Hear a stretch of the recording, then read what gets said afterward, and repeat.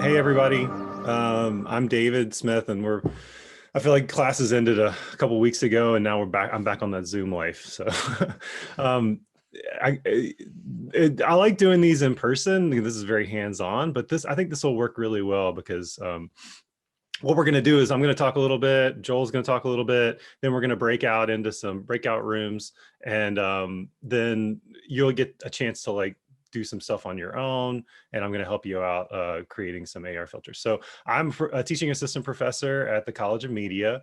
I teach multimedia stuff, photography, video, done some like brand storytelling.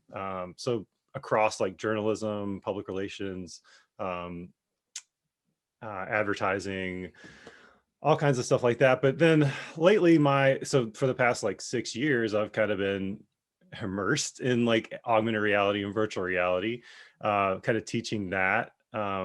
We have a intro class to AR and VR that I teach every semester, which is kind of geared towards like getting students up to speed on like what the landscape is for AR and VR, and introducing them to some tools and get them creating things in those spaces. Now, it's I started with doing 360 video back in like 2015, 2016, I think it was. And then I've kind of been like, keeping up with the trends and like experimenting with new forms of immersive storytelling of AR and VR since then. Now, the other person on this, Joel Beeson, Dr. Joel Beeson, he's the OG of like VR at the college. He's developed a lot of projects, had big Google grant to create some historical immersive storytelling. And Joel, do you want to talk a little bit about that and introduce yourself? Yeah, I'm Joel Beeson. I'm a faculty professor at the College of Media. Um, I've done a lot of kind of experimental storytelling and a lot of work with historical projects, documentary projects.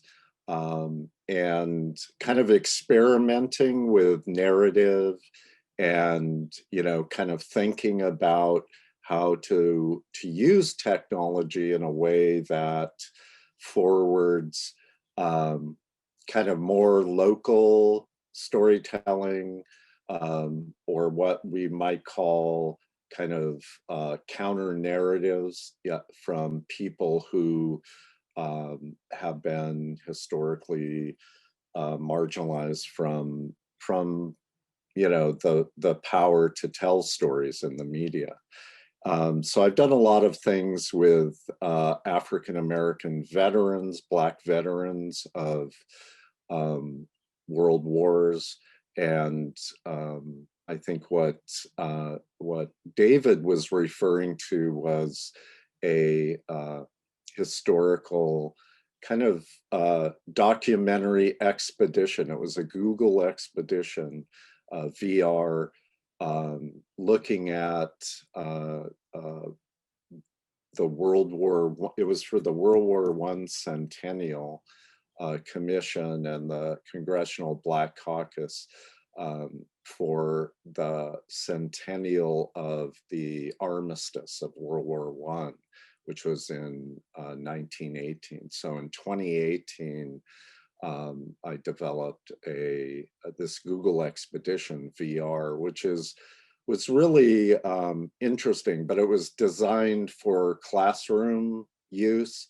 And then later they developed a standalone version where anybody could access it through smartphone, put into Google Cardboard. I don't know if you're familiar with that. They called it Oculus Thrift. Instead of Oculus Rift, which was a very expensive technology when it came out, Google developed these little foldable cardboard headsets to hold your smartphone. And so it was designed primarily for that. So I started, God, I don't even know. It was early 2010s with Google Glass, which was a wearable technology, and ended up doing, because I also teach law and ethics, so I ended up doing experiments with kind of social interaction with Google Glass. It was, you know, wearing Google Glass at a party, you know, how would people react to it? So we were looking at it, and people were either horrified or they were really like, oh, wow, that's Google Glass. You know, can I try it? And then there were people who just like, I don't know what that is. So it was a pretty interesting time when the technology was new and you could get people's reactions to it. So, you know, I've been experimenting with this stuff. Now, that being said, David really is the expert on, you know, the practice of doing this now. You know, it's been a couple of years since I've done this, but it's really a fascinating technology to experiment with. Yeah, and we're going to talk a little bit about both sides, like the practice, and the practical uses of it, and also the privacy implications of it, and a lot of the issues related to that, which Joel is very thoughtful and knowledgeable about, and has been in the middle of researching the impacts of technology. So it's really cool to have him here to talk about that. Should we go ahead and just get into it? Ready to go? Okay, I'm going to share my screen. And let's see. Does that look good, Joel? Yep. All right, cool. All right, let me hide you guys over here. And if you have any questions as we're going, I think Jesse's monitoring the chat, so feel free to just like drop those in here. Okay, so first let's start by like defining immersive storytelling, because it's, you know, anything can be an immersive story, right? I mean, a really immersive book or really immersive film, any kind of story can be immersive, but we're talking about specifically augmented reality, virtual reality, and, you know, with augmented and virtual reality, we're talking about everything from, you know, headset-based AR, which like the HoloLens, Magic Leap, and there are some others that are being developed. Mobile-based AR, which is what probably most of you have used, you know, viewed through your phone. And then traditional VR, which has been around for a while. This is Murder, She Wrote. And okay, and I have to apologize because I've got like, I guess this is like I'm in boomer status now because I use GIFs for everything. So there are a lot of GIFs in here, even though I'm like Gen X cusp millennial, but whatever. But the point is, like, VR has been around for a while.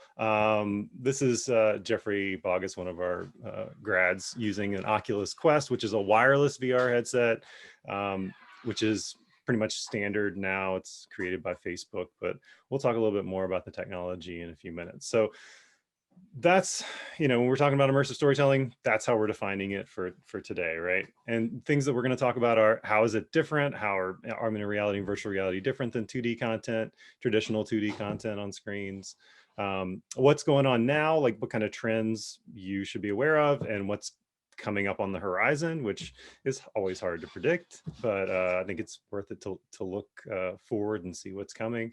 And then how can you get started creating some AR? We're going to specifically work with mobile AR, and we've got a little exercise that you can do later to get started doing that. So what I think is a good place to start in envisioning this is like, how do you think about how you interact with digital information now, which is traditionally through like 2D screens, right? So like an old CRT, a phone, and keyboards, right? So you're interacting with 2D interactive tools, peripherals. On your phone, you're tapping on a 2D screen. that's how we interact with digital information now. I mean, but think about how you interact with the real world, quote unquote, right? You move through space, you pick up objects. There's 3 dimensions to it, right? It's not just like a flat screen. So I think that's, you can think of AR and VR, especially specifically AR, as being like the next step in an evolution from flat interaction to 3-dimensional interaction, from using screens to interact with digital information, to interacting to digital information in the world around you, like in digital information that's interacting with the world, responding to it. And this is kind of like just you know, passive interaction to a more interactive interaction between digital information, yourself and digital information.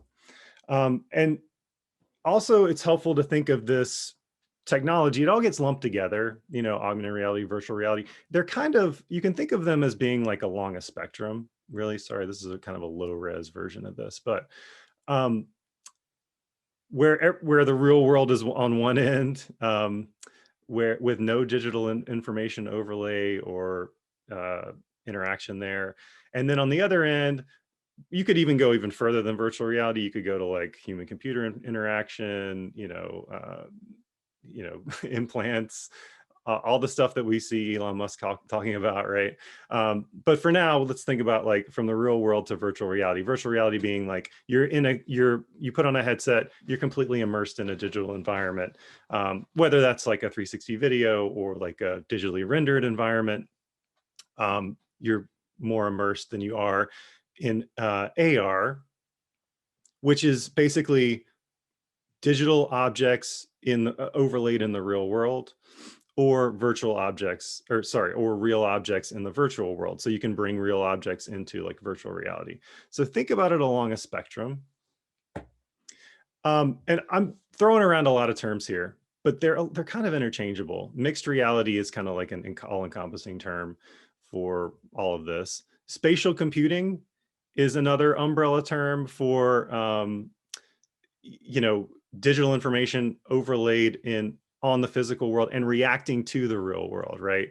This is from a film that I like to show. I think I've shown Joel this one. It's called Hyper Reality. It's kind of like a dystopian version of what AR could be. This is like an additive model of augmented reality where you get too much information overload, right? I won't show that film, but I will put it in the resources page if you want to go look at it. It's pretty good. So all of these different terms and all of these different things that we're talking about add more interactivity to the story that you're trying to tell, more personalization. That can be for better or worse. We can talk about that in just a minute. More immersion into digital information, right? So you're bringing digital information into your environment and you're more immersed with that information, and more engagement. And then the asterisk for all of this is this all good?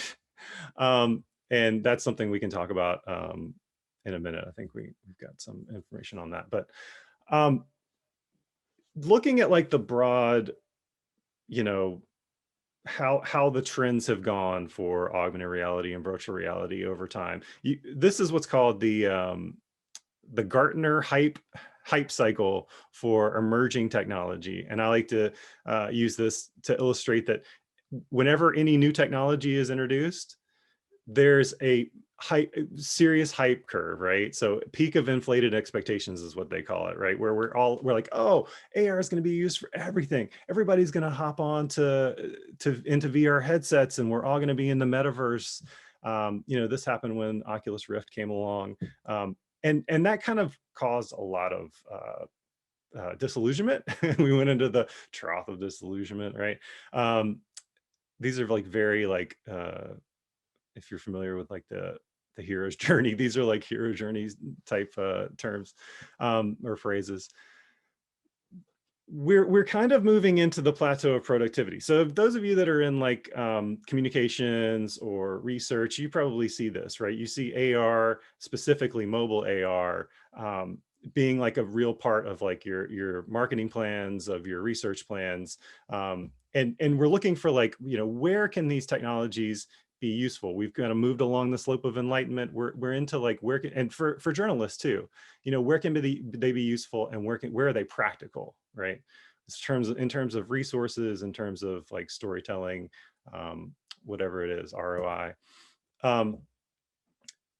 So some of the things that we've done, moving into like VR and talking about that specifically, some of the things that we've done started with 360 video, right? And all the 360 videos can be viewed on a desktop, right? But it's meant to be experienced through headsets like the Oculus Quest, which is the latest one from Facebook, which owns Oculus. There are others like the HTC Vive, which is similar to the Oculus Quest, but the biggest platform still is the PlayStation VR, because PlayStation and Sony, there are a lot of PlayStations out there, right? And that's a built-in hardware that people already have. So it's just been a natural growth for them. So Oculus Quest right now is probably the standard for publishing. So, but some of the experiences that we produce include the Good River series, or Good River video for 100 Days in Appalachia, which basically you probably all know about the Cheat River and how it's been devastated by acid mine drainage over the years. And this is this video was about the revival of the Cheat, bringing specifically driven by like the Friends of the Cheat, which have done a lot of remediation projects, and looking at like recreation experiences, or recreation that's grown in the area since the river's been on the upswing. There was just actually a big AMD blowout a few months ago, which was bad news, but overall the Cheat's getting better. So we did a 360 video. We showcased it at an event, and it was also part of a series that was a partnership with the Public Source and some other media partners with 100 Days in Appalachia. But I also wanted to point out some other VR experiences that really showcase like how VR can be immersive and a nonfiction storytelling tool. So one is, I just actually watched, this one was part of a bunch of festivals that I viewed. It's called The Changing Same. And The Changing Same is basically you as a VR, you put on the VR headset, you kind of embody someone who is witnessing and kind of a part of racial profiling and police brutality, but looking at it like through space and time. Actually, I think I need to reshare so that I can share my sound. Sorry about that. And this is 2D, but imagine it in VR. Stand back and watch for the closing doors.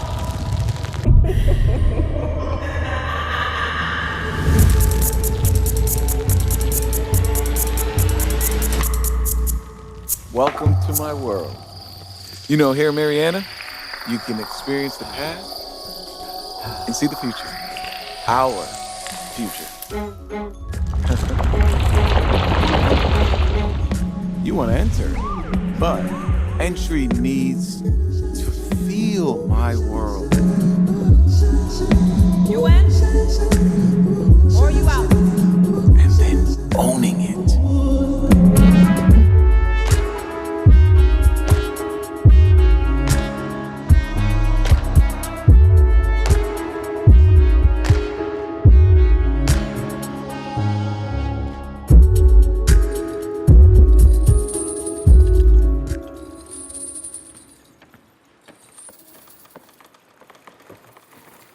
Someone said that, and I think this is true, that VR is better when it's experienced actually in the headset than it is on 2D screens, and AR is more impressive on 2D screens, like, and viewing a video of it than it is like actually in person. I think that's probably true. You can't really get the feeling of these just by watching like a 2D video. So if you have a headset, I would say definitely check out the Changing Same. The Underpresents, I'm not going to go into this, but it's basically like an interactive. This is another example of like it's like a basically a game where you go through and you interact with actual actors in headsets who embody avatars.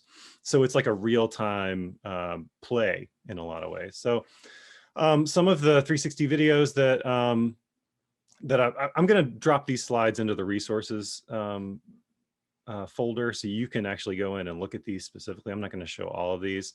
I showed you the Good River. There's another one called Rain Fruits, which takes basically tells the story of a migrant from Myanmar who goes to South Korea to study to become an engineer, but it uses like immersive technology and like point clouds and scans of real locations and puts them into VR along with like holograms. And it's a very like impressionistic, abstract approach to VR storytelling.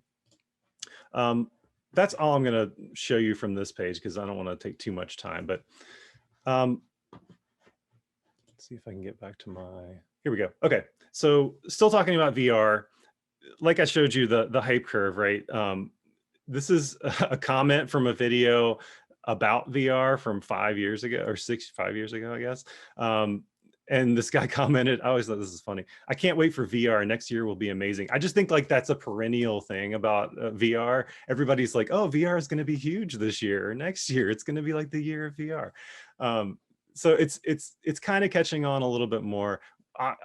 Facebook's released a new Oculus. It's been selling really well, so the content's been growing, but it's still just used for gaming.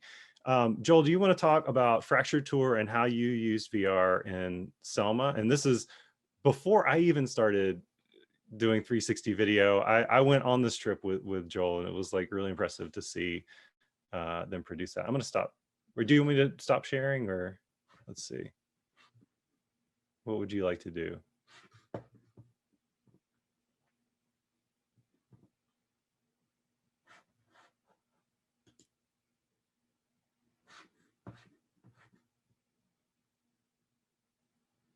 Do you need to share your screen, Joel?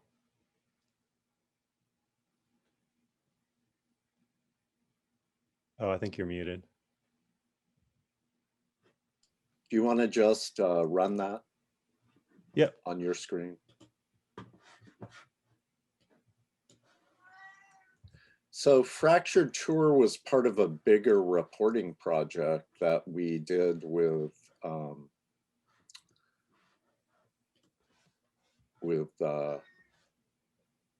Morgan State University in Baltimore. So our students from WVU and students from Morgan State, which is a historically Black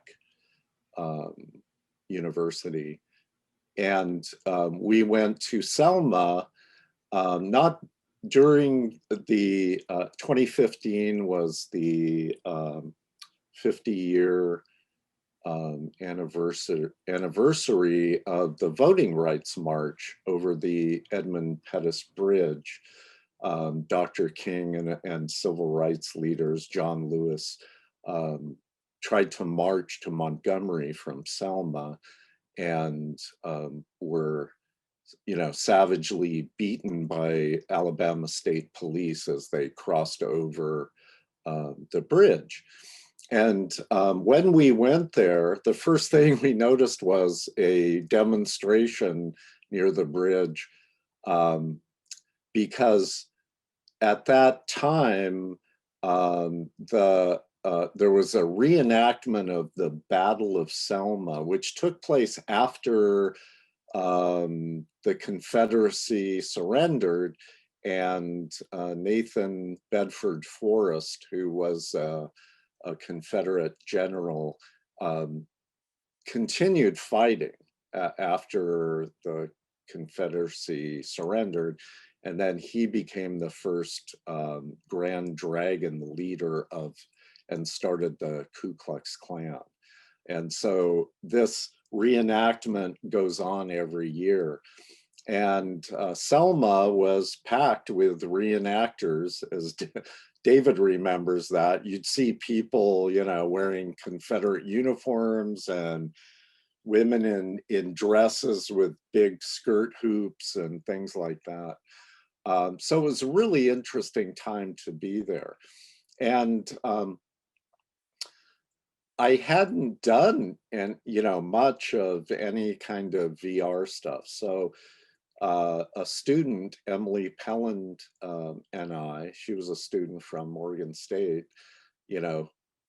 went there and started, making this VR piece that went along with the rest of the reporting.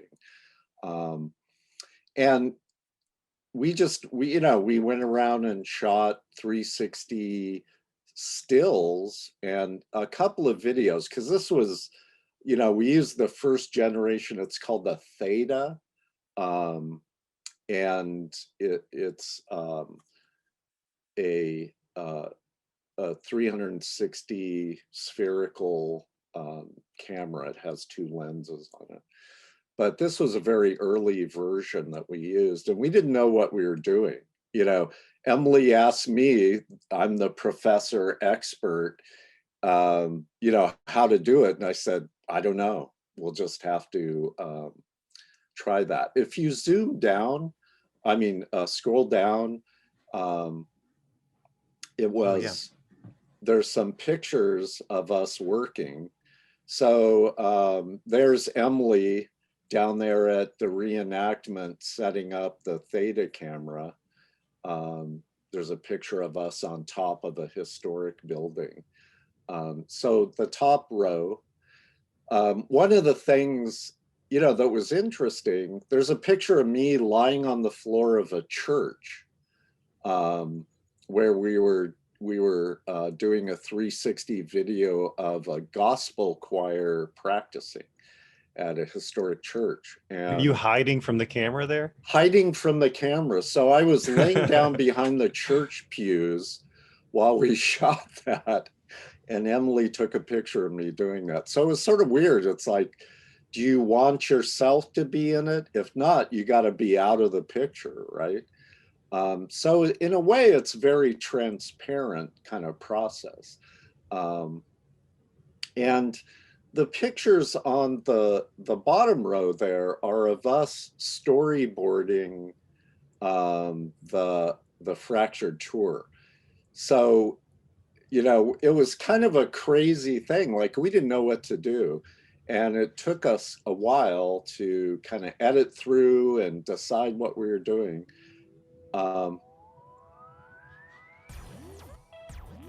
This is a common theme of like the experimental storytelling that we've done at the college, I think, through the years, is like admitting like we don't have all the answers to this and we don't know exactly how to do that. When you're pushing like on the edges of technology like Joel was, it's fun and experimental. And I think that's one of the great parts of working in this space too. Yeah, it was kind of crazy because we were just going, okay, let's tie that, because you have to navigate through these different places. The larger circles are the places where we did 360, and then we annotated those. She's putting the annotations in with information about that place and what was happening there, what was historically or contemporarily significant about it. So we annotated these spheres with information and had these interactive portals where you could move through this thing, right?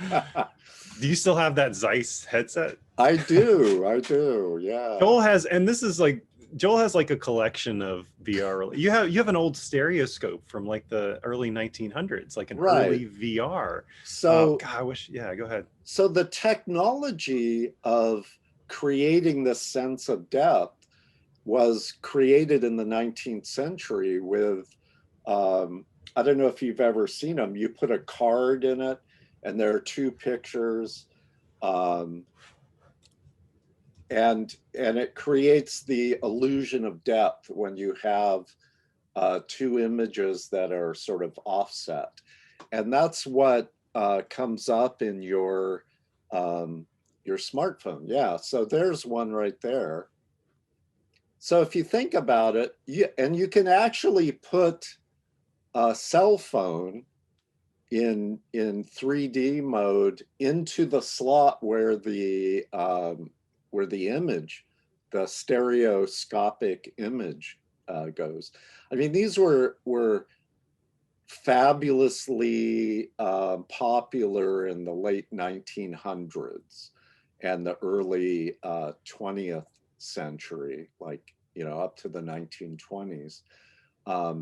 And so you have this weird thing where it's like really old technology matched with digital, you know, technology, where you have a magnetic compass, an accelerometer, all of those things inside the smartphone, which allows it to be interactive and 360 instead of, you know, just like the stereoscope. So in a lot of ways, it's like kind of the idea of, like, you know, tricking someone's brain into thinking they're immersed in a place, right? It's something that we've been doing for a long time. It's just now that you can do it digitally. You know, it's becoming more popular, I guess. Yeah, the Defender. Can you talk about the expedition? Sure. So this was done. The Fractured Tour was something we produced ourselves. We created an app, and you could download the app from the you know, the Google Store or the Apple Store.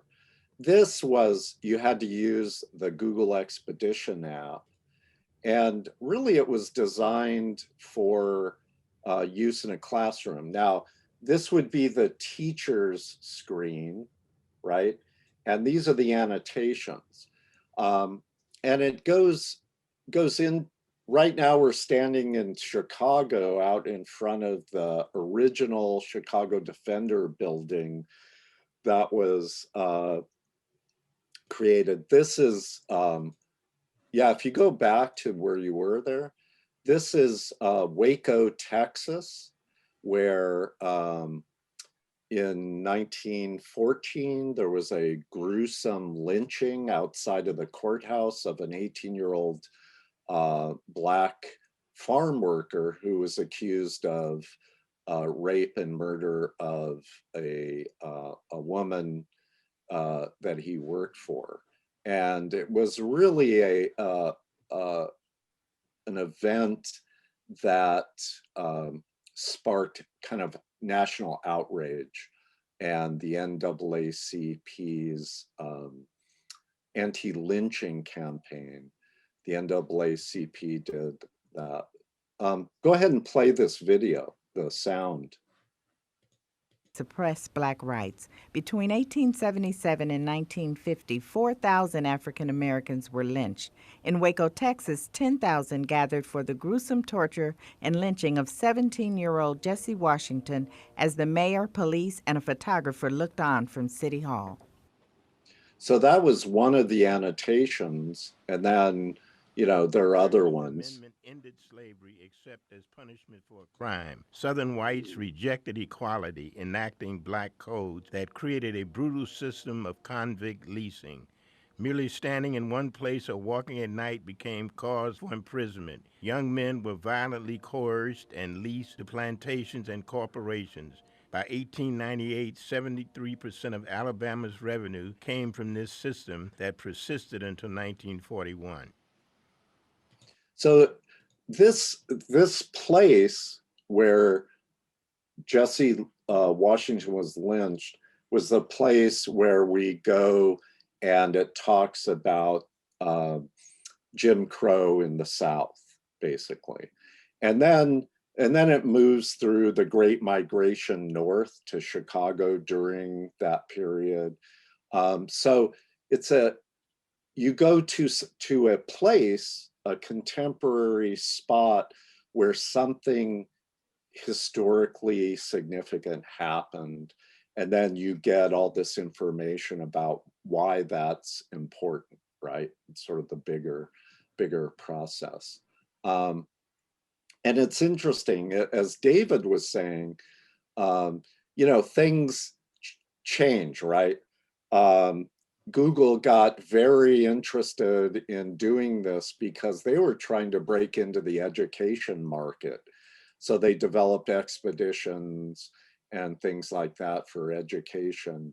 And now they're getting out of the VR business. And this is something that those of you who are wanting to work or do some work in AR or VR, keep this in mind, because with this technology, with any new technology specifically, but with anything that depends on like large corporations like Google, Facebook, you're kind of at the whim of what they decide are their priorities. I mean, this is Right. 2 years ago, right? Yeah. And their priorities changed, right?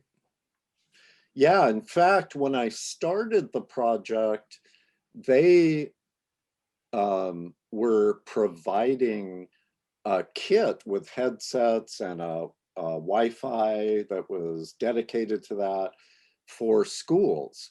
And this took 2 years of research, really pretty deep research. And I also collaborated with the last publisher. The Chicago Defender was the largest national Black newspaper in the country, based in Chicago. And really fascinating. There was, Pullman porters who worked on the railroads as basically butlers and maids and things like that on these really kind of deluxe railroads, became correspondents for the Defender and in Chicago, because they were based in Chicago and then traveled throughout the country. So we decided as a kind of counter narrative strategy was to let the Defender sort of take us on this tour, right? So we see it through their eyes, not through my eyes. And I worked with the last publisher of the Daily Defender and his wife, and they narrated it. And it was amazing because their insights into it, as well as, the articles in the Defender, really helped to make this a deeply reported piece. However, in the 2 years it took that, they went from, really wanting to, support this kind of thing to the point when it was published during the centennial in 2018. Now schools had to buy a $10,000 kit, a classroom kit, and it made it less accessible. So when you tie yourself to a platform, you have to, as David said, you're at the whim of these big tech companies that are providing this. And so now they've discontinued expeditions and are sort of archiving stuff. And I have to figure out what to do with this. It's kind of interesting. You have to think of these things as being more ephemeral, like a newspaper, even less so than a newspaper, because you have to access it through particular technology, which then changes, as it's updated. And if you're buying technology, I'm doing this research project where we're training vocational rehabilitation counselors, working with some professors over at CEHS, and we have to send Oculus headsets to the participants. Well, we have to buy a bunch of Oculus headsets, and I'm like, well, this is a 3-year project. Should we really buy 50 headsets for the project when maybe in 2 years it might be obsolete? But we have to decide like when to buy the headsets and how much to invest in the stuff. So if you get into a situation where you have to like purchase actual equipment or spend money, you have to really think about that and like how much you're willing to put out there and how much of a chance you're willing to take that the technology won't be obsolete in a year or two. So one of the downsides of being a beta tester for these tech companies in a lot of ways. I'm going to skip ahead though. So a lot of what we did, so like the 360 video, the VR, the 360 photo projects, historical documentation, these are all done with like a 360 camera, right? The good thing about that is if you're wanting to get into doing 360 video, it's easy to produce. And you basically just edit using a normal editing software that you would use, whether it's Photoshop or Adobe Premiere. There are some tools for producing 360 video, and it's easy to publish too. We've created apps. Joel's created apps and created content that's been on like the Google Expedition app, or you can just publish 360 video to YouTube. So it's easy to do that. The downside of 360 video is you're locked into the perspective of the camera, right? You can't walk through a scene. When true virtual reality, you can actually, physically move through a scene and you feel more immersed. So moving from 360 video and talking about that into virtual reality, producing actual virtual reality is a little bit more complicated, right? You have to have the VR headsets, which you would have to have for the 360 too. And you have to design the app. At the time, I think, Joel, when you did Fractured Tour, Tim used like Unity to develop the app, right? But they had a specific developer that they hired to do that, right? So if you're going to design an app or a game, you really have to have someone who understands how to use Unity or Unreal game engines that you can use to develop those experiences. You can also, though, use like existing free or cheap tools, which is what we're doing in the research project that I mentioned. We're using Mozilla Hubs, which is it's at hubs.mozilla.com. I'm putting it in the resources if you want to take a look at that. But basically, it's just there are out of the box VR scenes where you can go. It's a social VR app. You can go and interact with other people. We're having like counselor sessions in VR using avatars.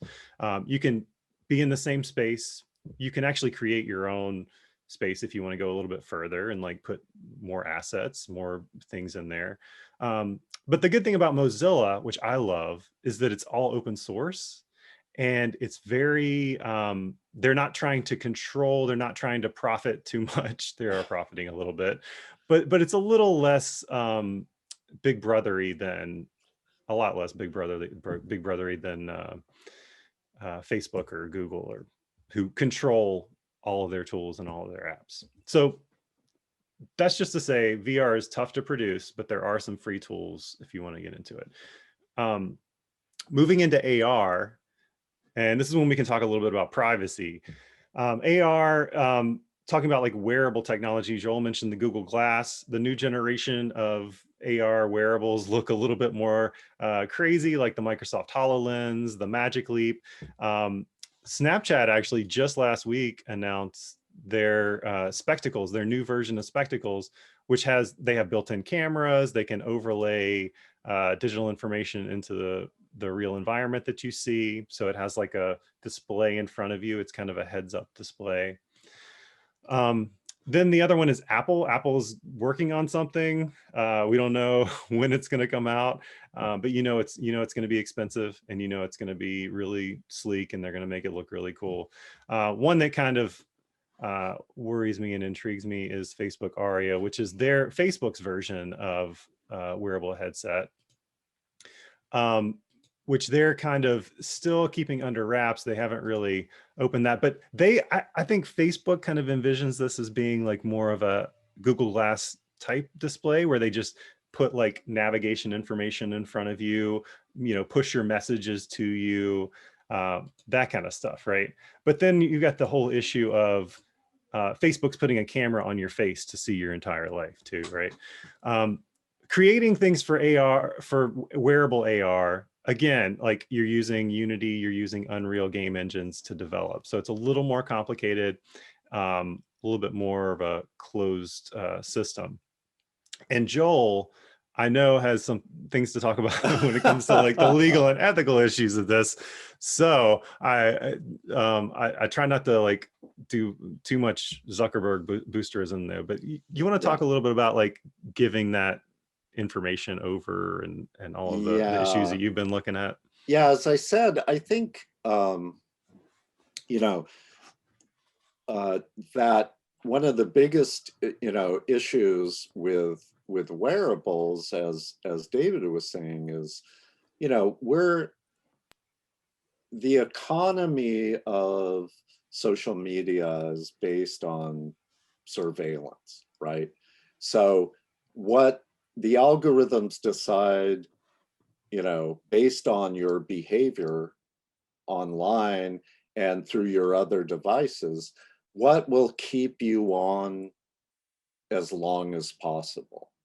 And that's where they're profiting. So what could go wrong?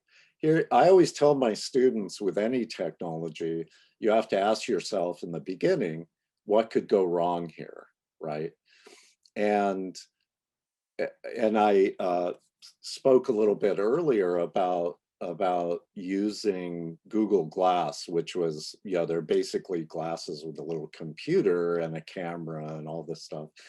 And they were really, it was really unwieldy. Like the connectivity was an issue, and everything. And you had to talk to it. You say, okay, Glass, what time is it? And then it would pop up in this little window up above. But I had students wear them around campus, and people, like I said, there were some people was like, what the hell is that? What are you doing? Are you filming me? And, and then there were other people was like, oh, cool. And then other, people who just didn't know what it was. Tell me, do you think that things would be different now? Do you think that people are more aware of like what kind of things are being collected, and they're not for the wearers, but for the people that are like being filmed, right? Right. How do you think things have changed for that? Well, I think people are more aware of it than they were, but I think a lot of the reaction we got wasn't, oh, there's this surveillance capitalist system that is monitoring me. It was more like, hey, you're taking my picture, right? And you don't know it, right? If you're sitting down, and there's a really famous piece that was done on the Daily Show. There was a term that came up in the tech community, who were against these wearables like Google Glass, called them glass holes. So that was the term for people who wore Google Glass, for a lot of reasons. But, I think Google launched that to get to kind of see how people would react to it. And the reaction with a lot of people was, pretty negative, because you don't have to deal with permission. So in public, legally, you can photograph people for editorial purposes, right? But in private, or in places that are private property, you have to get consent. But if you're wearing Google Glass and you're streaming something, that's an issue. And there's not a red light telling you you're being filmed, and you don't have to sign a waiver and all those things. So it really has a lot of implications in terms of privacy and surveillance issues. Yeah, and I mean, I also think like, so it's moved from just being like, you know, when you're on your phone and you're surfing the net, when you're Yeah. when you're on social media, who, like, you know, you are being monitored. What you the actions that you take are being monitored, and that's a huge issue, right? And when you put on a headset, you know, you've got eye tracking, retina tracking, you know, where you go, who Facial you talk to, recognition. facial recognition. That's the personal privacy implications for yourself. But when we're talking about putting a camera that's facing out, there are millions of new privacy implications that are going on, right? So Right. and the Joel, you'll probably agree with this. The fact is, like, Facebook and Google and whatever technology companies, they are not thinking like privacy first. They're not thinking like, you know, what can No. go wrong. They're pushing ahead and they're like, oh, we'll figure that out later, right? So that's something that everyone should be aware of. Even if like you're not developing, you know, for wearable AR or whatever, Yeah. that's a huge thing that's coming. So Well, and you know, if it's about putting sensors on your body to sense how you're reacting to things in the environment, then it's monitoring your physical, you know. But we can get into like Facebook being like a precog Right, exactly. AI filter. But You anyways, know, it's a Minority Report. right. You They know, they know that, what you're gonna think or what you're right. gonna So do. there's this whole dystopian side to it, which frankly, in my opinion, is becoming more and more a reality, unless there's regulation of this. So there are a lot of ethical issues around that. And so, you know, thinking through that part of it is really important, especially when you're, you know, when you're interacting with other people with it. So it's something to really, you know, to think about and to consider with this technology. Shinyu, hey Shinyu, I met her a couple of weeks ago when I did a presentation. Great to see you here. She Hi. says, do you want to go ahead and ask your question? Yeah, Or you I'm make a just comment? when you are talking about the privacy recording thing, that makes me remember recently a lot of videos I watched on YouTube, and also people told me that in US I should not expect any privacy in public area or being recorded. I saw a lot Right. of YouTube videos. People will go to the public area to do the recording, and when they get refused to do so, they will give the person a lecture, say like that's the right given by the Constitution. I have the right to record as long as this is public area. So I'm actually kind of curious. I might have a way to say no, because in those videos, they all win at the end when they say the Constitution give me the rights. The police, the other people all kind of back off, say, okay, he does have the rights to record.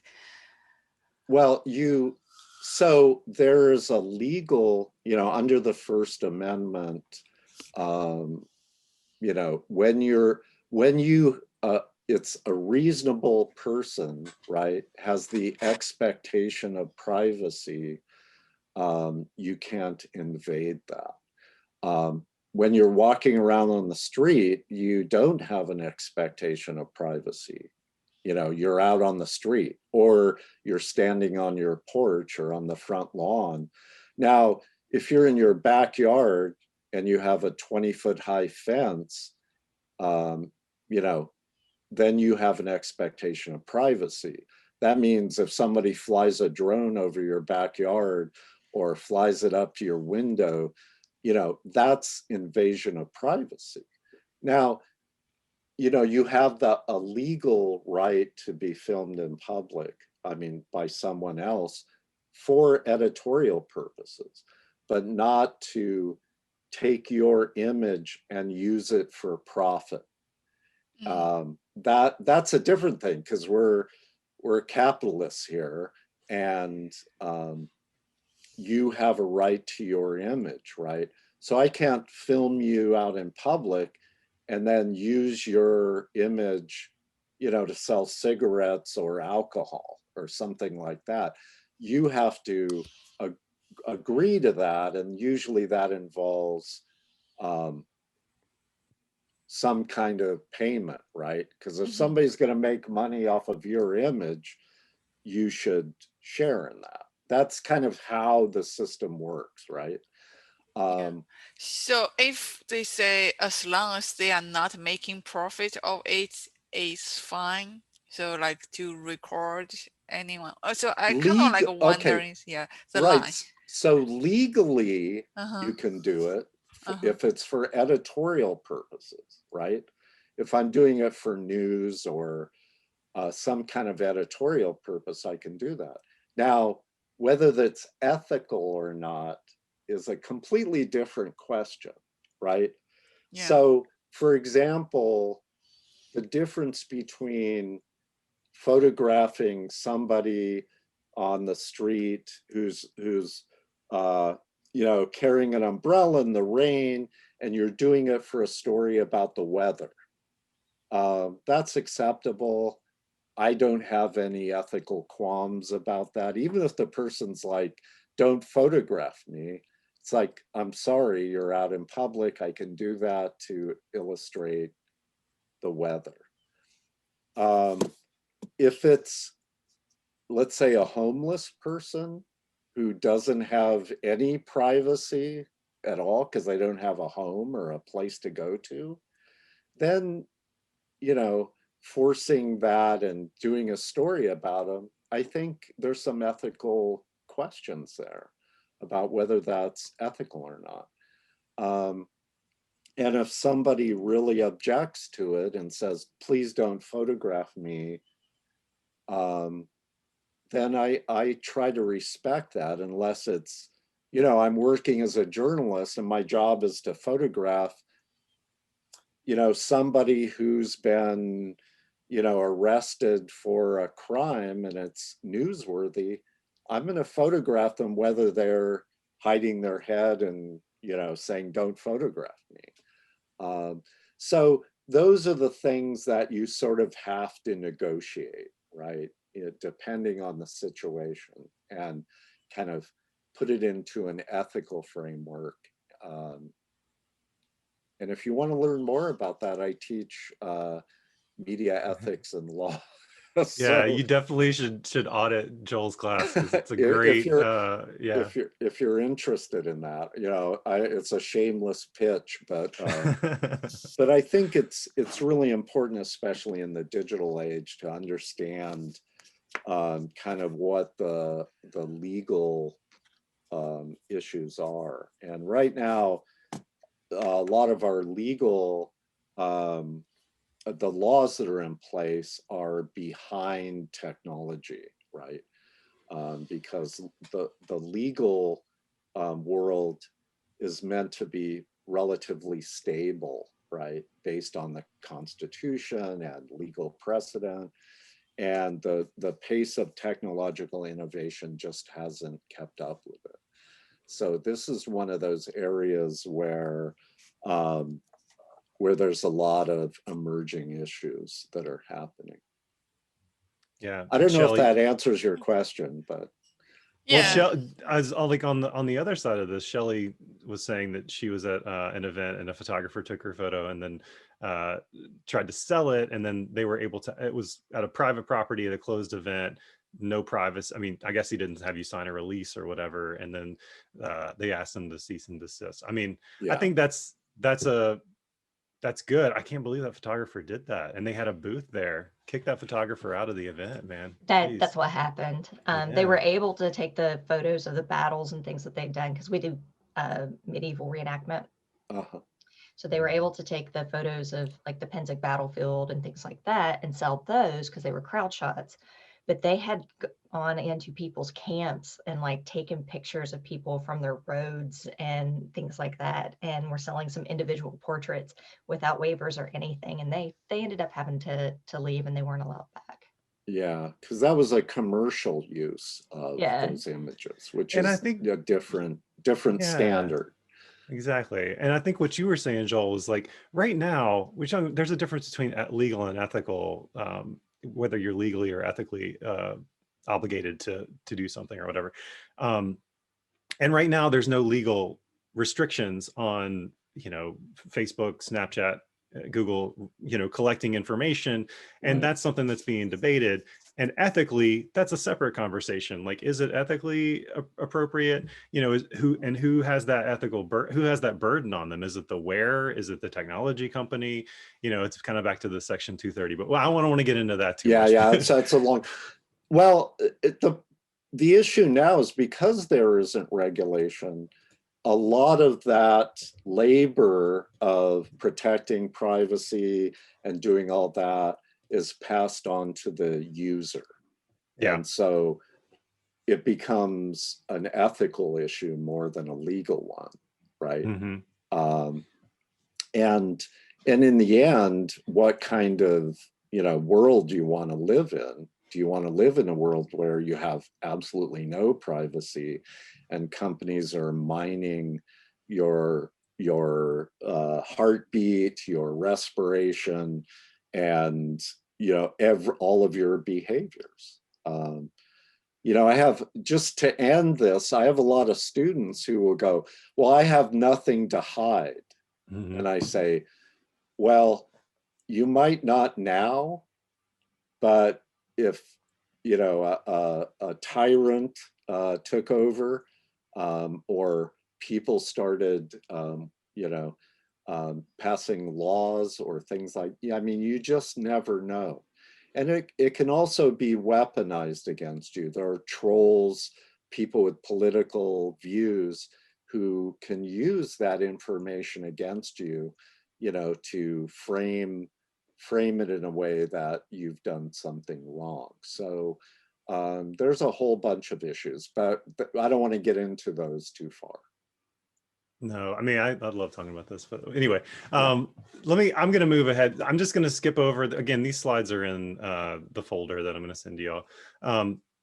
We've done some wearable AR stuff using like volumetric holographic capture for like filming people in Point Pleasant, West Virginia, telling stories about the community. This is a hologram of Rick. We've also done some holographic volumetric capture, using 3D models for medical illustrations. This is something that I did with the people over at the RNI Neuroscience Institute, developed an app for that. Let's move into mobile AR though, because that's what the workshop part of this is going to be, is that I'm going to have you guys create your own, your first mobile, probably first for most of you, mobile AR effect, right? Here's a couple of examples. This is one that, both of these that my AR class have done. One was for graduation, which is basically cap effect with like opening diploma. And when you open your mouth, Country Roads plays. This is a news quiz for 100 Days in Appalachia, which we need to update because I haven't done that in the last few weeks. But so those are a couple of examples of things that we've done. Tools for, okay, so let's break mobile AR into, you can create an app, right? We talked about creating apps. You can do mobile AR on the web, like your web browser on your phone. So you would basically go around those companies, like not on Instagram or Facebook. Or on social, which is where most of your viewers and your audience is, right? So creating AR effects for Instagram, Snapchat. There are obviously like TikTok does not have its own creation tool. Snapchat does. So anyone can design an effect for Snapchat. Anyone can design an effect for Spark AR. They have to go through an approval process, but you can create them.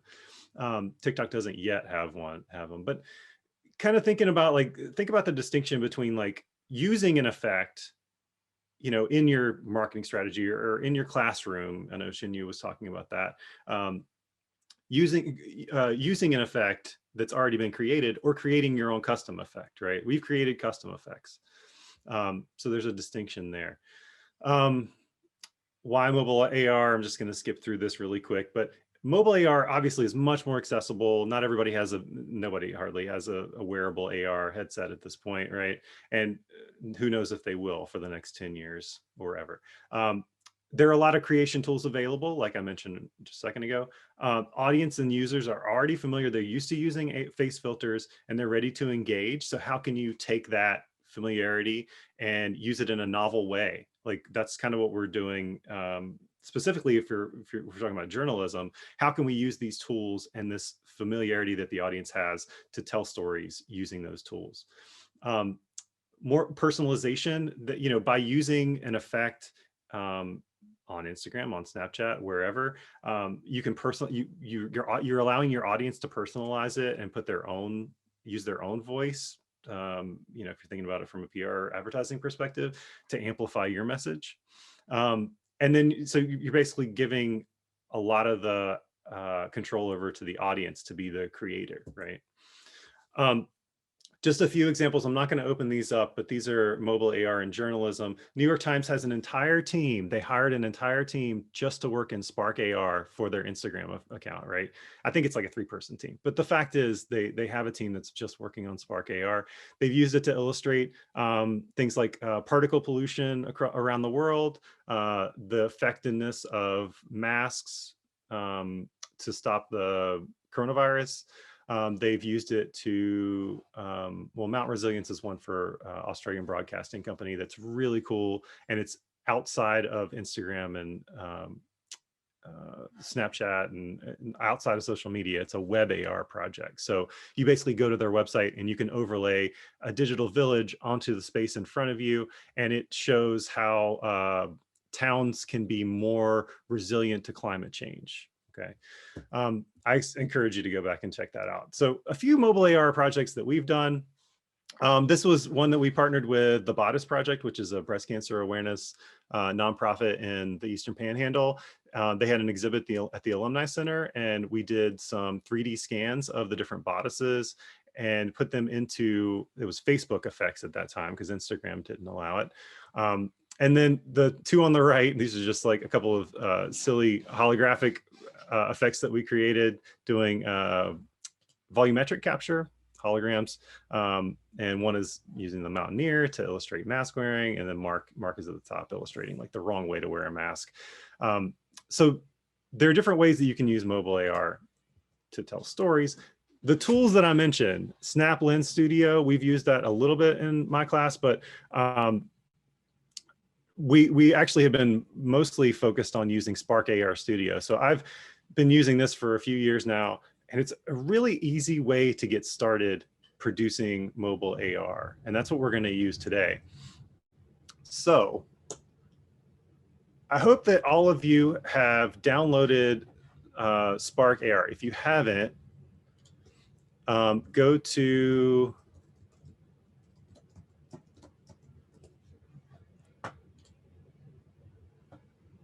the Spark AR download page and download that. It should just take a minute to download. I'm just going to go ahead and assume that you already have. And basically what I'm going to do is I'm going to introduce you to Spark and the interface here. And then I'm going to actually drop this in the chat. This is the exercise that we're going to do. And then we're going to, once I introduce you to Spark AR and show you the workspace, I'm going to really quickly go through how to create this. And then I'm going to send this to you. I'm going to send you guys into a breakout rooms, and you can create your own effect that you can then publish on your Instagram or Facebook account, right? You don't have to do that, obviously, but you can. And I've provided all the assets and everything. So let me go ahead and drop this into the chat real quick. And just assuming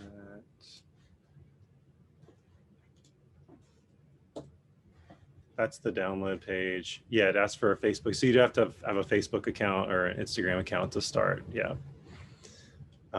Downside of all this, right? Again, like you're kind of at the whim of Facebook. When you open Spark AR, oh, actually, let's go ahead and start. This is the effect that you're going to be creating. You're basically going to create an effect that has the Woodburn Hall pop up through a hole in the floor and rotate in front of you. There's an audio file too. So if I click Woodburn play, Hall, first known as University Hall, is the central one of our building of students Woodburn there. Circle on the WVU campus. Giving a little background of Woodburn Hall. It's actually tells the story of a ghost story. I don't know if you guys have heard of the ghost of Woodburn Hall, or the cow ghost of Woodburn Hall. But anyway, I guess I had never heard of this before, but the audio file does that, talks about that a little bit. So that's the effect that we're going to create. So if you have Spark AR, go ahead and open that up. And the first thing that you'll see, discard that. Let's just save it. Why not? When you open up Spark, and again, this is like to create effects for Instagram or Facebook. When I first started using Spark, there were no templates to start with. We had to create everything from scratch using like basically nodes and like different code and all kinds of scripting and stuff like that. Now we can take any of these templates and modify them, right? There's a hair color template. You can actually combine elements. You can combine elements from different templates too.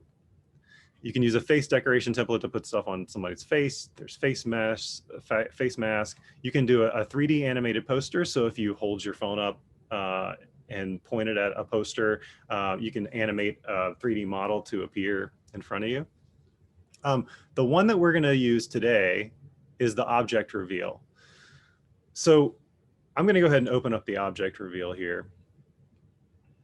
And let's just go through, and I'm going to show you the workspace and how you're going to flow through this space, right? How you're going to use it, right? So starting out, one is the viewport in the middle, right? That's obviously like where you can see what's going on. If you hold down on a Mac, if you hold down Option and click and drag, you can move around. If you two-finger swipe in and out, you can zoom in. If you hold down Command and click and drag, you can rotate around. There are two different ways you can create in Spark. You can create using what's called world space. So if you have like a 3D model or an object that you want to put into like on a plane in front of you, on a table, or in the user's space, you would use world space. And then if you wanted to create an effect for someone's face or something that's a wearable, you would use the camera space. And so you can think about it just like you're either creating for the back camera or the front camera. This effect, this template that we're using, the object reveal template, is a world space template, right? And you can open the other ones. They're already set for face space or whatever, or for camera space. David? So yeah, go ahead. Just want to pause for a second. I see. Shelly had just raised her hand, and I guess some folks are stuck on this. We're trying to log in. I'll log into because of the yeah. Facebook. I couldn't tell you what my Facebook password is either. Yeah. That's anyway, okay. Just wanted to point out that someone raised their hand there. All right, thanks. Just gonna have to work through that. Anybody else still working to log in? All right. Well, Shelly, I'm gonna move ahead. This again, like all this stuff that I'm gonna show you is in the document, the Google Doc that I dropped in the chat. So I think we're all still trying to log in according to chat. All right, then I'll wait.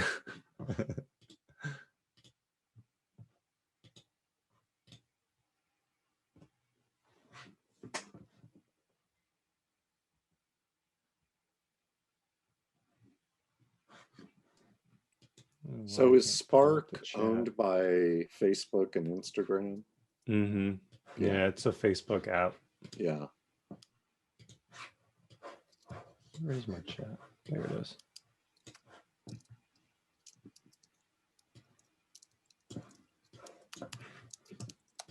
Oh, yeah.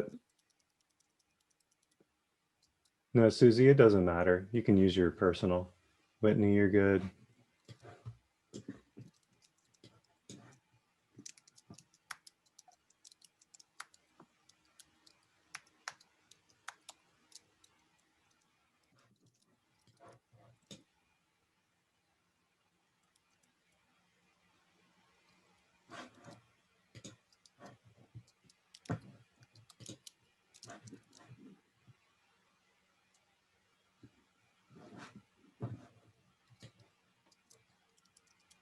Facebook doesn't make anything easy. So who's still trying to log in now?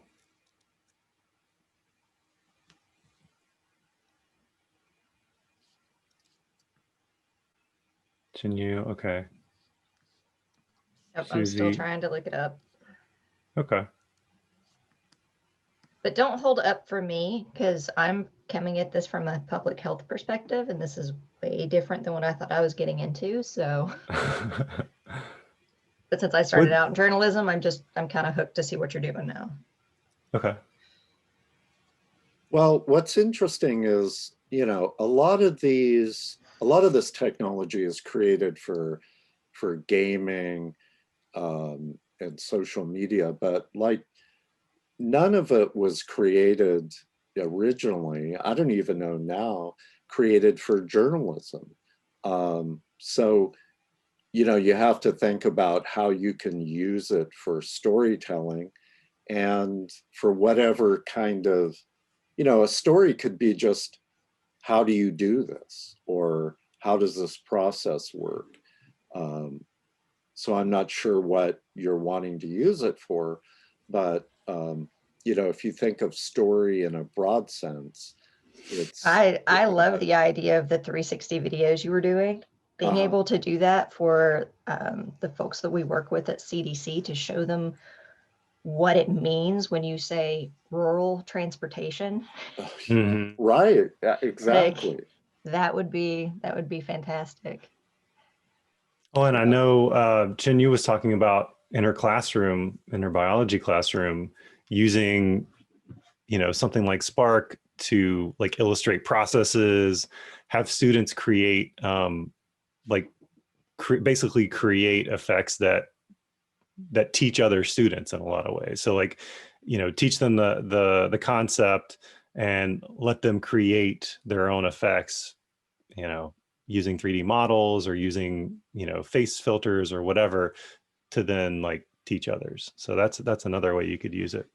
Yeah, I think the way wearables like Google Glass disappeared from the consumer market, but they continue to use it, for whatever enterprise or business use. Mainly, I know one of the uses of wearables is to teach you, for example, how to repair something.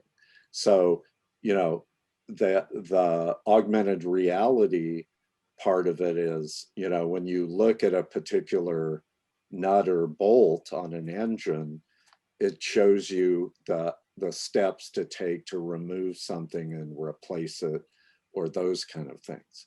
So how you operate something, and that, you could expand that idea to a lot of different things, right? How you go about,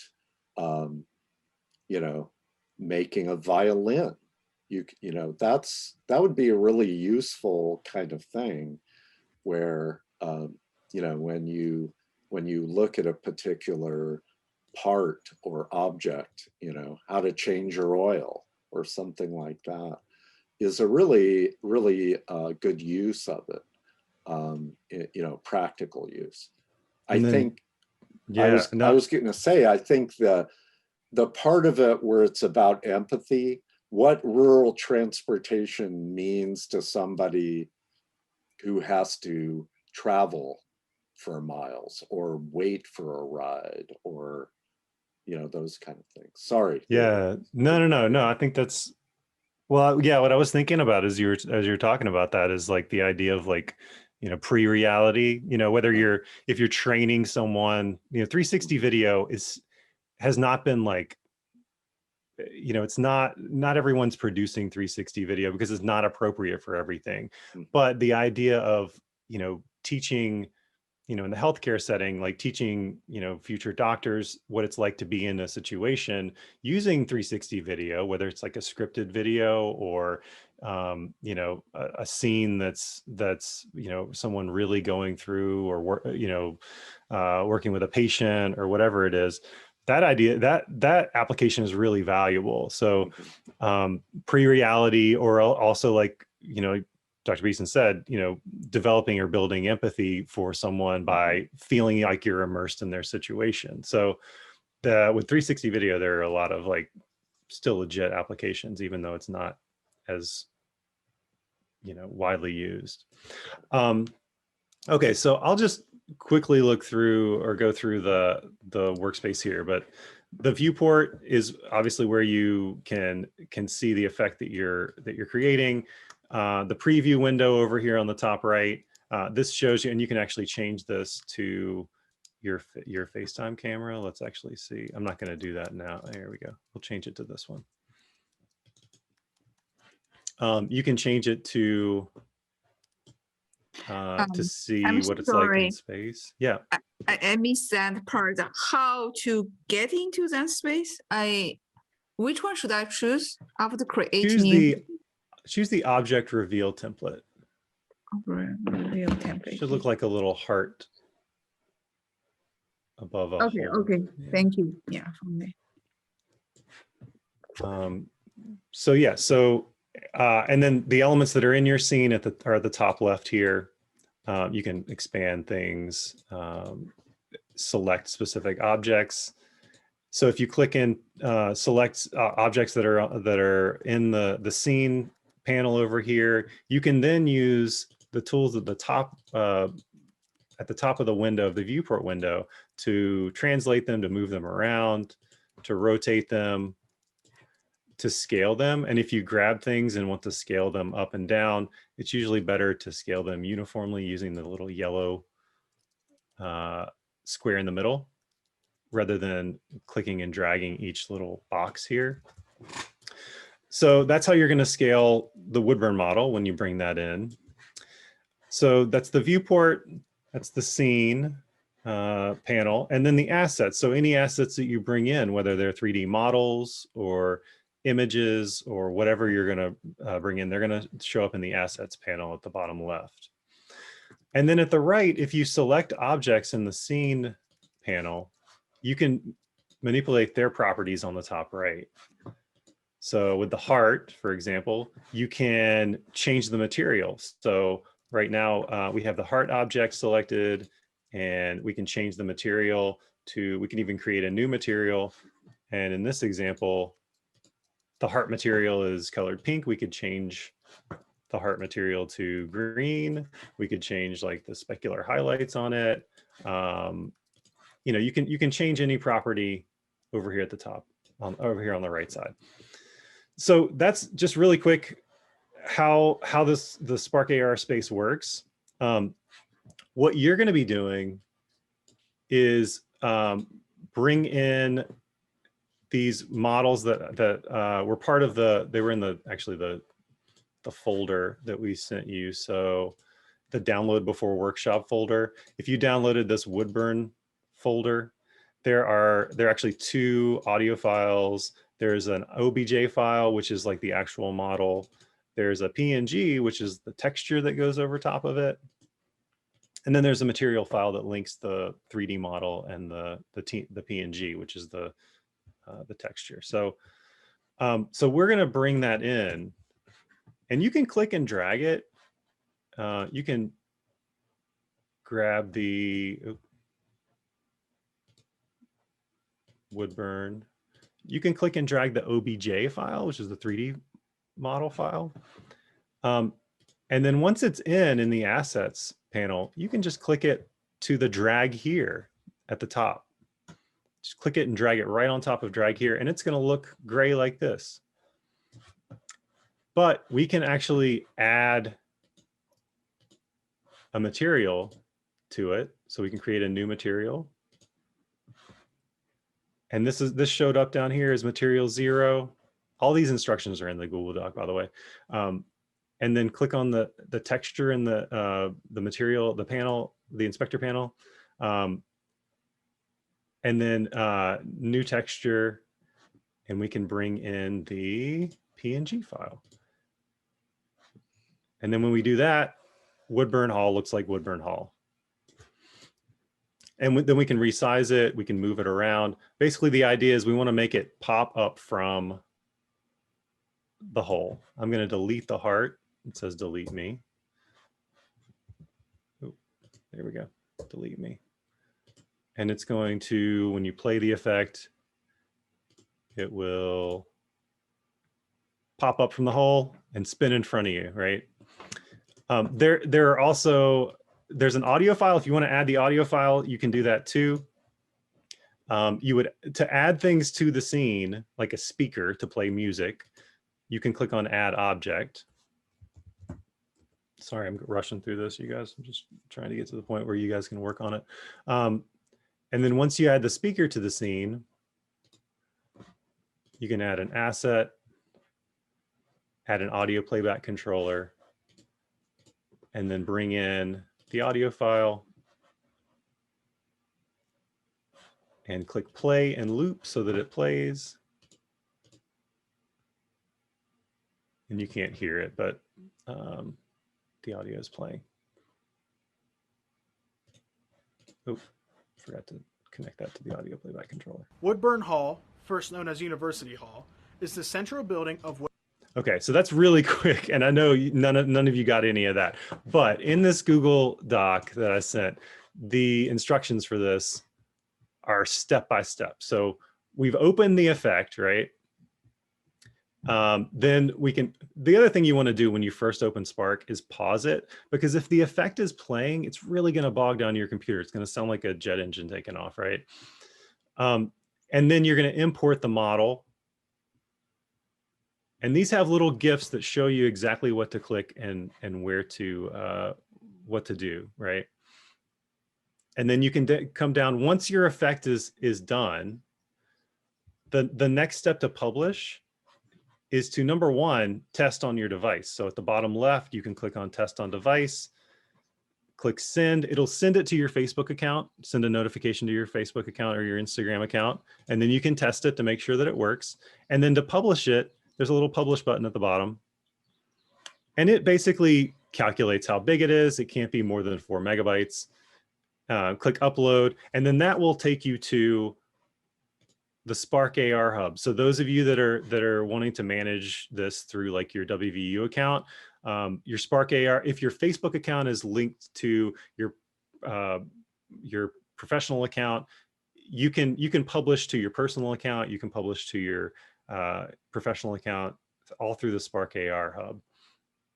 I'm just going to go ahead and open this up because this is taking a second.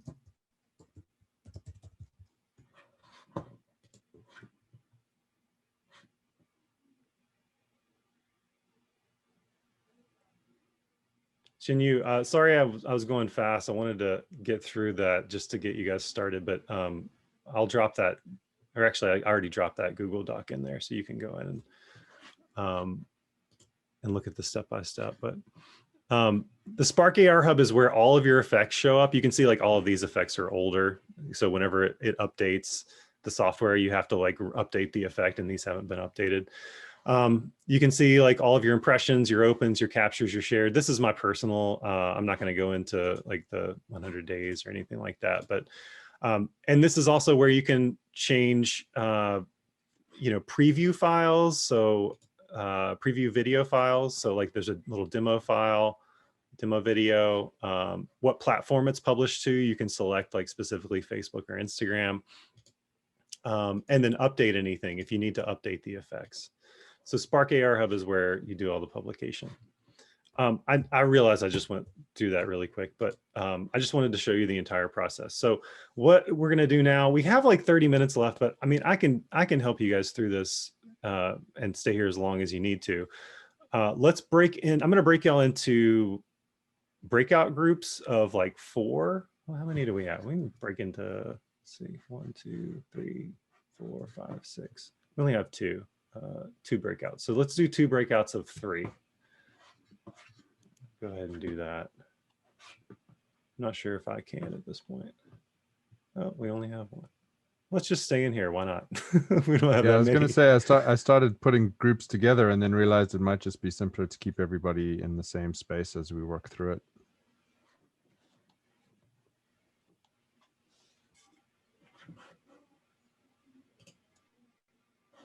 So let's see, who is stuck? at this point? Is everybody able to open Spark and start working? Everybody good? I have a question. Sure. I'm struggling to import Woodburn. Like it won't let me drag and drop it. Like I'm following the Google Doc, but it's not doing anything. Can you share your screen? Yeah, give me a second. Probably need to give her permission. Oh. I'll set to all participants and then see. Cool, thanks. It also could be that my laptop's overwhelmed because I have 18,000 functions open, but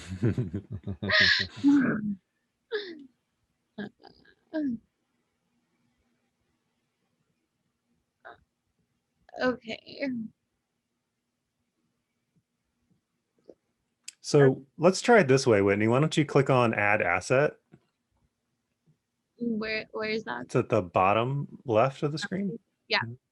And then click on Import and from Computer and see if you can select the OBJ. Okay. I just have it like in the Google Drive. Do I need to download it? Yeah, you need to have it on your computer. Yeah. Oh, okay. Yeah, which is probably why first. Photoshop tried to open, I guess. Okay. Which is not. You should close Premiere. Yeah, Ruthie, these will be, Jesse, where are you uploading it to? Is it the Media Innovation Center? Yeah, I believe it'd be the same place where the event was listed on our page. So there'll be a video there under that event, under past events, and there'll be a link there to the video. Had some issues with editing and uploading, so we haven't got any up there yet, but I'm not sure. Probably by the end of next week, we should have everything up and available for review. Probably before then. That's sort of a conservative estimate, but yeah. Let's see, page. What were you asking? I have a question. Library will be in your personal account. You can store for the college page that you manage. Do you mean the templates?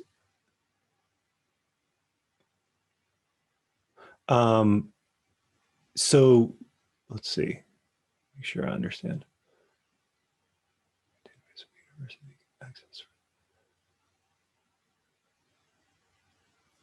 No, I don't think there's any alt tag accessibility options in Spark.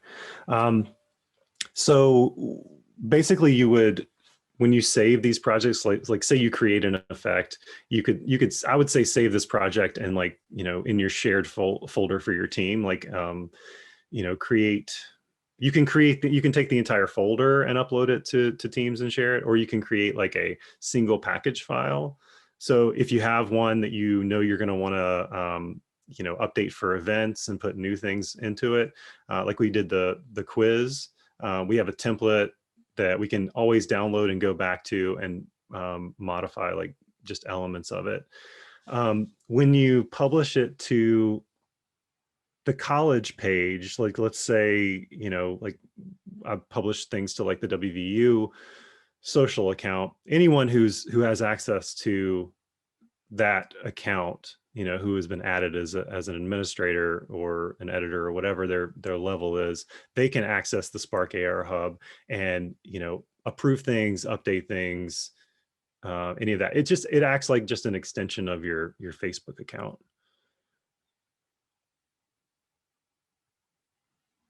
And I don't know about the database. You mean a database for the university that you can access for visual items? You mean like specifically for Spark AR or for? I would just like say has for the university branding purposes, you know, if it's a 3-dimensional flying WV, if it's, you know, like Woodburn or any other specific buildings, if it's, what's the dog's name? Musket, anything like that, that might be, you know, a repository from University Relations Design. Is there anything like that? No, but that's a great idea. We should like lobby them to create those things. Then you can just like easily just throw, you know, like we created, I mean, if you wanted this, I could give it to you, but we created like a 3D model of, you remember the home sign, you know, that they put up like the foam things or whatever all over campus. We created that in 3D to add to a Woodburn model, right? So it's easy to create those things. you know, if you know what tools to use, but it would be good for the university to like have a repository of that, like put it on the brand.wvu page. Because then my next question would be, if they have done, you know, 360 videos of campuses and buildings, you would think that they might have some already when they've done those, or at least have some that can be utilized. Yeah, you mean like take the 360 tour and make it into a 3D model? Yeah. Yeah. I know if they've used like Matterport cameras, Matterport does have an option to like export as a 3D model file. I don't know if they've opened that up and made that a possibility, but I'm not sure because the university always does that through third-party contractors. They don't do it themselves. So I'm not sure if they've done something like that. Well, I also know that I believe it's the university's main library on downtown campus that they have 3D cameras where you can do that yourself. And I think all you need to do is download software in order to utilize the imagery from those cameras. So it's not something that you'd have to pay for. It's just something you'd have to check out from the library, but I don't have all the logistics on that. Does the library check out 3D cameras? Really? I know that our innovation hub was doing it because they needed 3D imagery of their labs and their workspaces. And I know that they did use the library's equipment. That is good to know. Someone was just asking me about this because we had a Matterport camera at one time, but we don't have it anymore. And someone was asking me if we had access to it. And I was like, not that I know of, but I'll check into the library.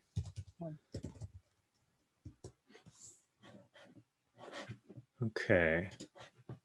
Check in. Susie, how are you doing?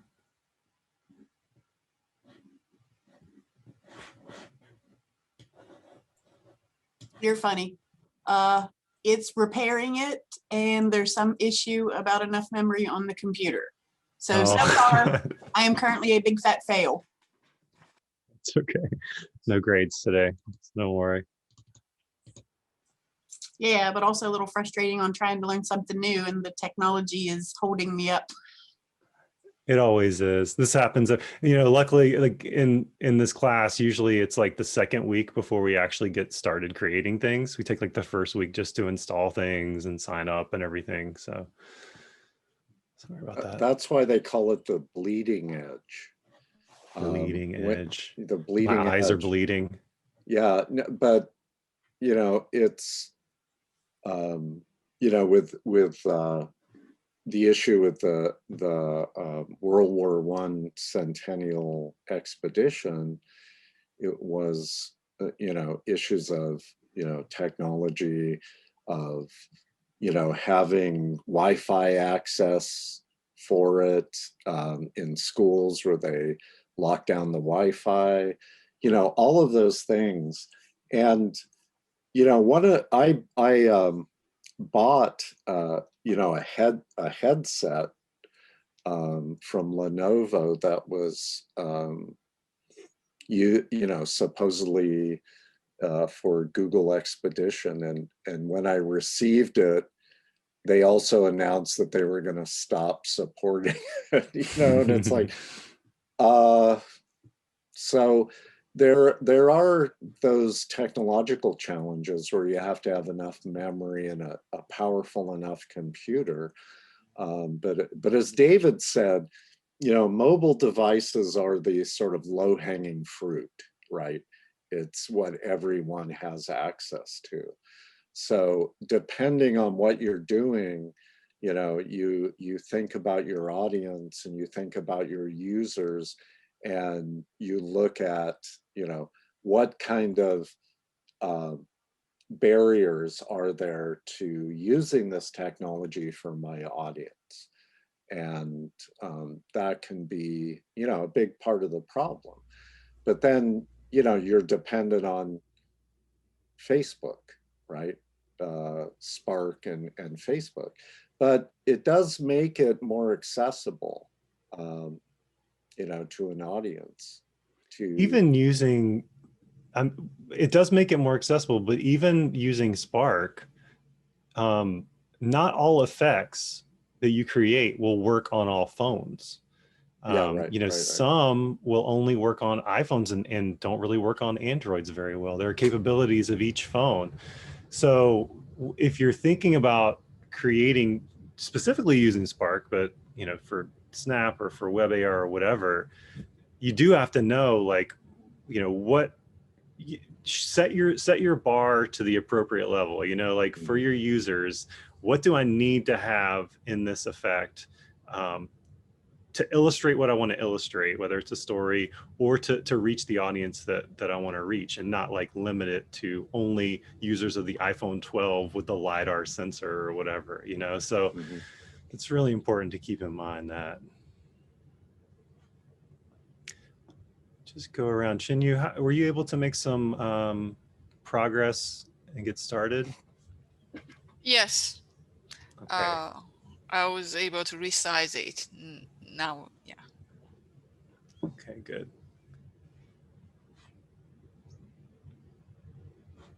So like most technology, learning to do this is, you just have to work out the problems by doing it, and going, oh, that didn't work, let's try this. Although David has a lot of experience, doing this more than I. So, Susie, I'm sorry. It looks like you don't have enough space to download it. Maybe try clearing off some things in downloads folder, or seeing if you can do that.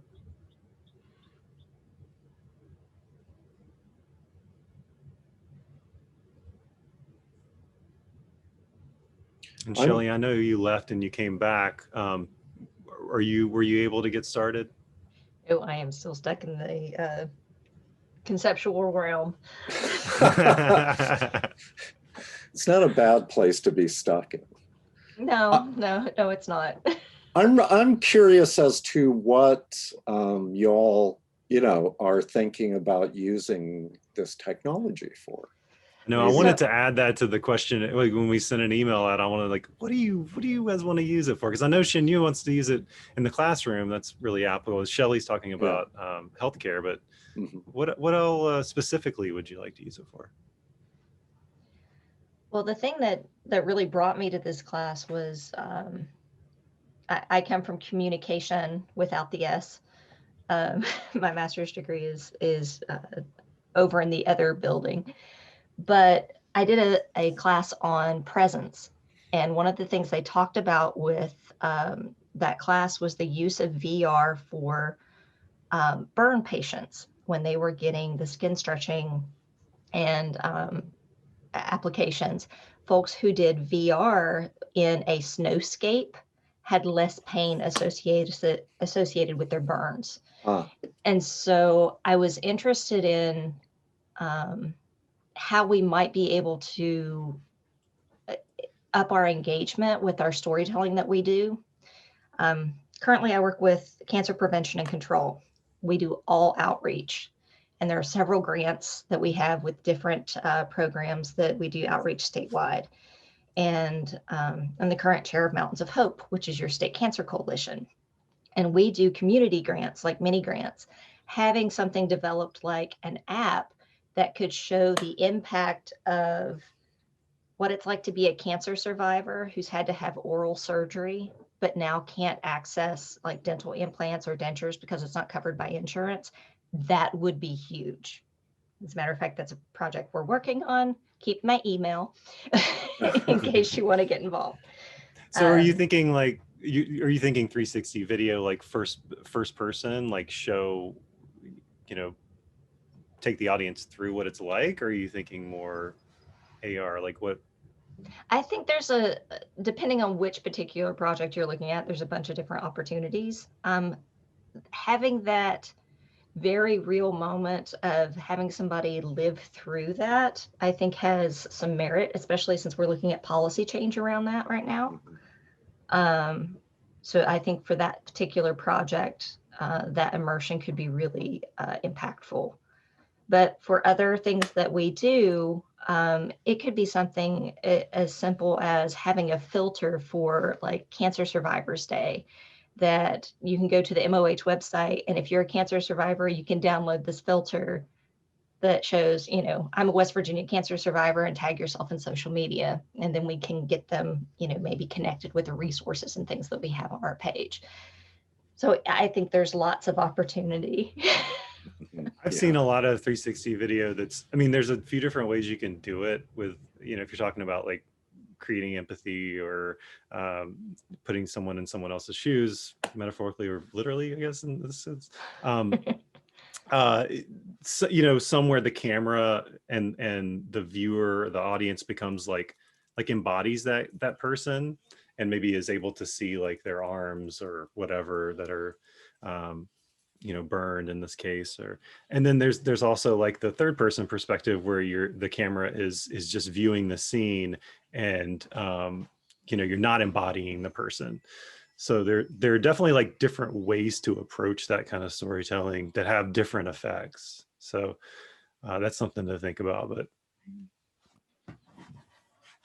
stuck at step 3 because there's space. Oh, phone doesn't have. Yeah, I think you can just go to Facebook website on your phone for step 3, shouldn't you?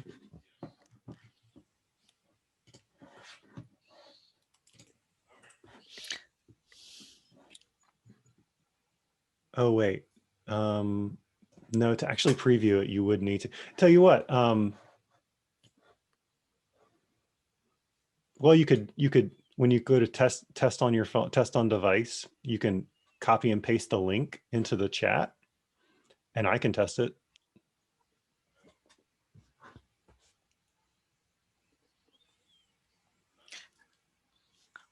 Where to find the link? So if you, let me share my screen. Oh, I see the test link.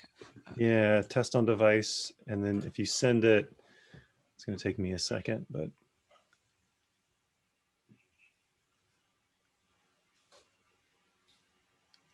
Can I just test on the computer or just the website without the app?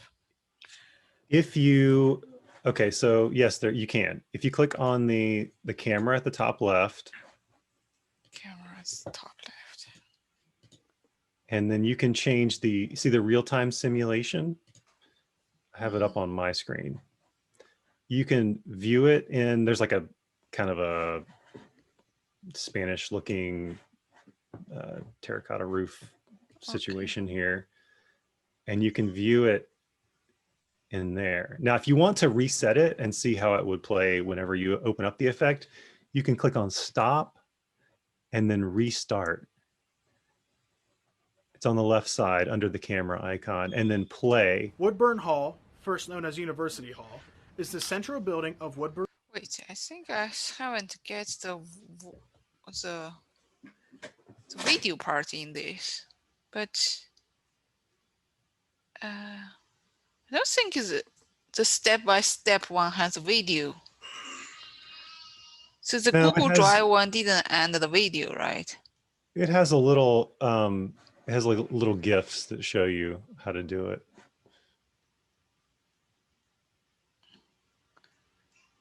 Okay. Oh, well, I'll just test the one, no video.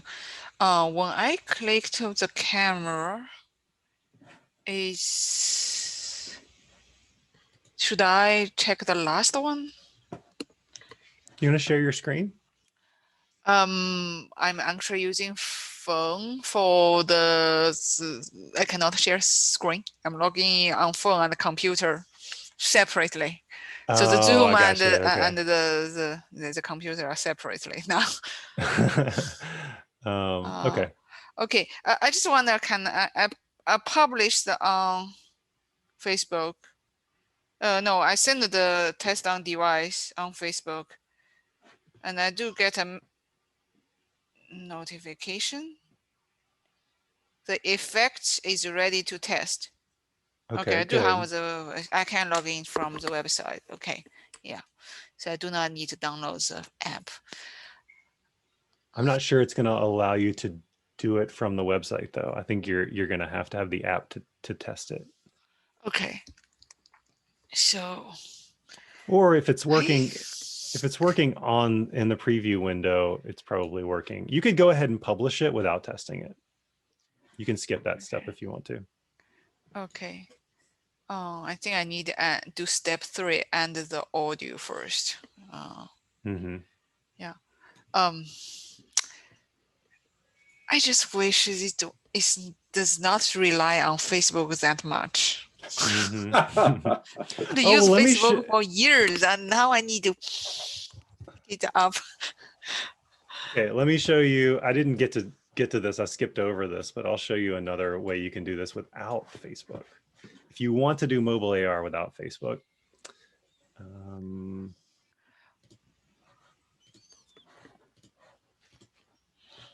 there is a platform called Eighth Wall. You can do a trial of it, like a 14-day free trial. I think it costs like $100 a month, but we used it this semester with my class to do the holographic effects. But basically, any effect that you create using Eighth Wall, you can deliver it and people can view it on like Safari on their phone, Safari, Chrome, any browser. So you wouldn't need to create it specifically for Facebook or Instagram. Now it's a different kind of platform. It's not like what you see is what you get kind of thing. It is like really dependent on coding, but there are templates that you can use on Eighth Wall. This is what's called web AR, so separate from like app-based AR. Project library. So here are some examples of ways that you can bring in 3D models just like we're doing here, add interactivity to them. You can do target tracking or image tracking. You can actually do holographic capture in web AR. Here's an example of a target tracker with like a palm tree that's like dropping coconuts there. But yeah, if you just, and I understand if you just like are, anti-Instagram, anti-Facebook, or just don't want to mess with it, this is a good option. Okay. I saw you show how to make those AR quiz. Both of these software capable of doing that? The AR quiz, yeah, but it would take a lot more coding and interactivity using Eighth Wall to do that. Oh, so is it easy to do it using the Spark AR? This is the trade-off of this whole situation that we're in. They create, they're amazing tools, but they want you to use their software. That's the catch, right? Yeah. And this is another thing is like there are two different ways you could do this too. You can either create this yourself, or you can hire someone to develop this. There's an entire let me see here, Spark. There's an entire community of creators that are dedicated to Spark, and there's one for Snapchat too. And you can hire them, for as little as like, $150 to create a simple effect, up to thousands of dollars. And this is what brands do. Well, here's one that was created for Disney or for the new Cruella de Vil movie that's coming out, right? So they create, so you either hire a creator, you create it yourself. That's kind of the two ways to do this. But I think a lot of the effects that you're going to create are easy enough to create yourself in here. Okay, I'm stuck in step 4 when I try to add the object. The object is after select the speaker wasn't shown up on the device. Okay, so if you click on here, let me take a look at this. So this is probably what yours looks like. If you click on the arrow next to device, and then you click on the arrow next to camera, and the arrow next to focal distance. So all of these are kind of just children of the hierarchy there. And then speaker should be there. Okay. This is where whenever you add a speaker, it defaults to being added to the focal distance. Yeah, okay, I see.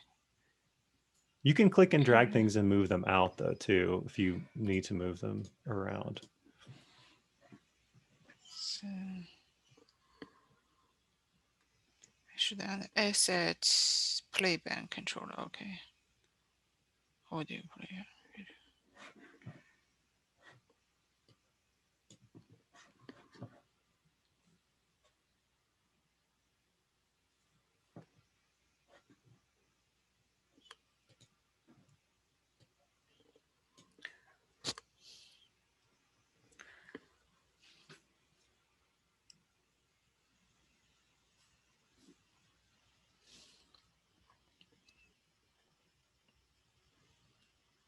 Just kind of quick check-in. Jessica, Whitney, Ruthie, Susie. What kind of progress did you make, Susie? Were you able to install? I am installed, and now I have a girl looking at me that wants to know if I want to take the tour or do that later. Oh, you could do it later. It is really helpful to do it though. Okay, so maybe later. Find inspiration. All right, so Now I'm finally where everybody was at a half hour ago. Maybe. Nah, my screen doesn't look like. Does it look like this? Do you see the templates in front of you? Can you click on Create New? Yes. Okay. And then scroll down to Object Reveal.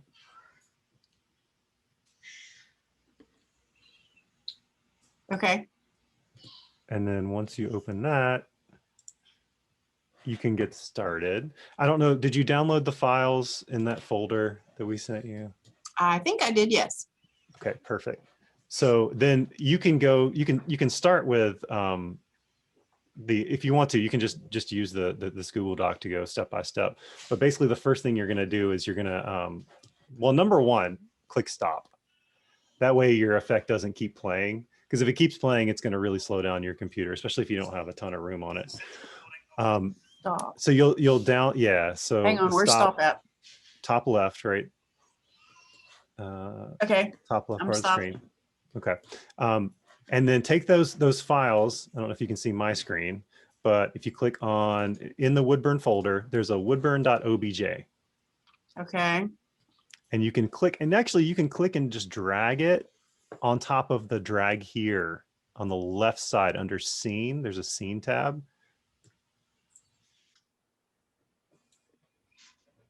Oh, it didn't do that. It added it to the focal distance. Never mind. It's probably better just to click and drag and add it to the assets tab first. So add it to the assets. I already imported it. And then once you add it to the assets, then you can click and drag it to drag here.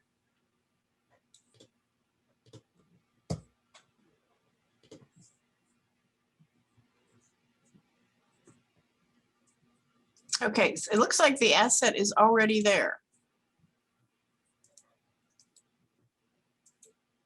Can you share your screen so we can see?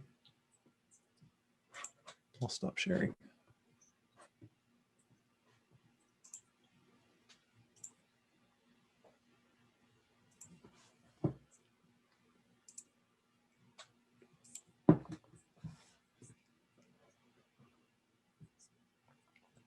Okay, so click on OK.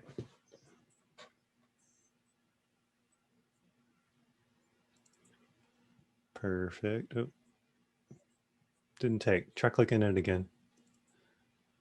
Uh-oh. I hope it didn't crash.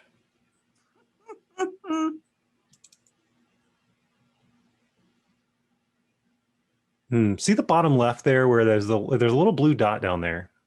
Why is it asking you to click on that? Click on that. It's not allowing. All right, you might have to end the task. Close the window. If you right click on it at the bottom, you see the little spark icon at the bottom of your screen. Close window.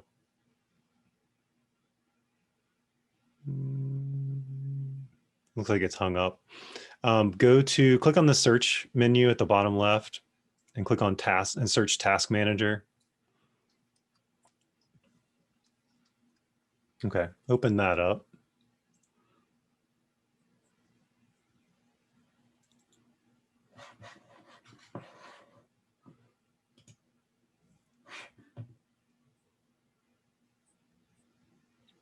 Hey, Whitney, take a look at the top left.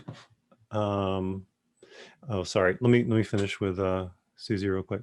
So click on the AR Studio windows and end task. Yeah, there you go. Let's try starting it up again.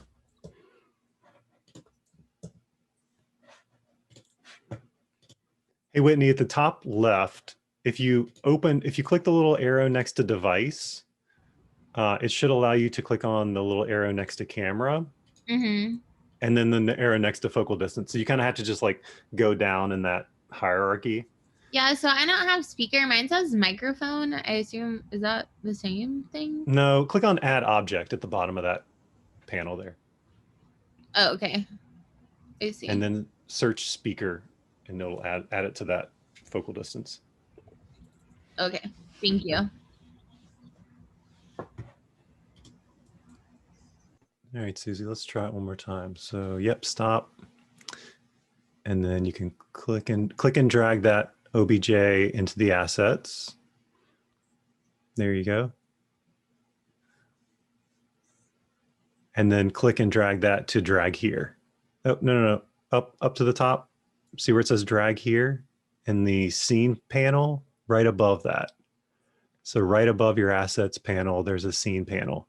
And there's a little blue box around drag here. Drop it right on there. There we go. Okay, hit play and see what happens. It's on the left side of the window. Keep going to the left. Down a little bit. There you go. Oop, there we go. So now we have a gray Woodburn Hall. You can pause it. And let's click the little arrow next to Woodburn in the scene panel. So left, top left. So move your cursor over to the left where see the blue Woodburn that's highlighted. A little bit over, see the little arrow? There you go. Click on that Woodburn right below it. Now, over on the right side, under materials, you see it says material 0. Okay, go down to your assets tab on the left side and click materials. Click the little arrow next to materials so you can open that up and look for material 0. Oh, no, sorry, it's under Woodburn. Never mind, sorry. Click the little arrow next to Woodburn. Click on material 0. And then over on the right side where it says texture, yep, choose texture. And then navigate to that folder where you have all the files. It's probably in your downloads or maybe on your desktop. There it is, yeah.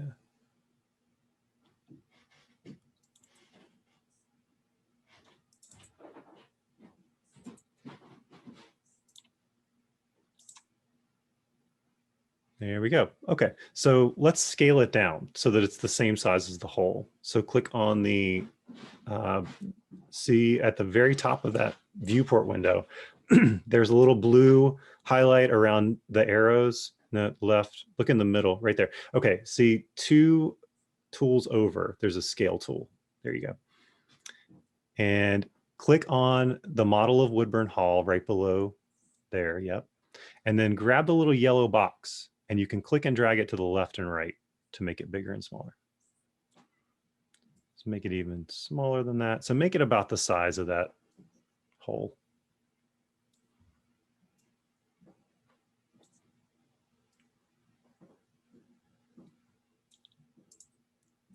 Okay, we still need to delete that heart. So over on the left side, the top left side of the scene tab, click on delete me.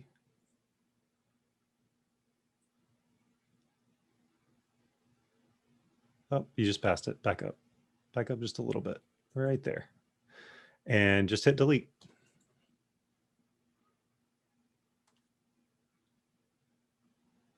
Hey, before we go any further, let's save it. Go to File and Save. And you can put that wherever you need to.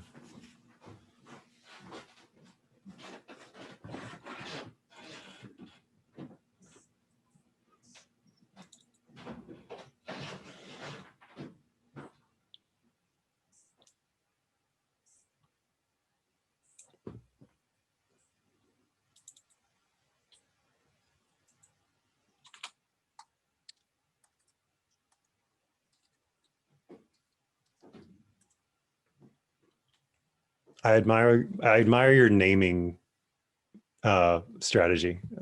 I try to be good about like naming things with dates and everything, so that's good. Yeah, okay. if I don't do that. Yeah, it's gone forever, right? Okay, click play and see what happens. There we go. Okay, so you can pause it.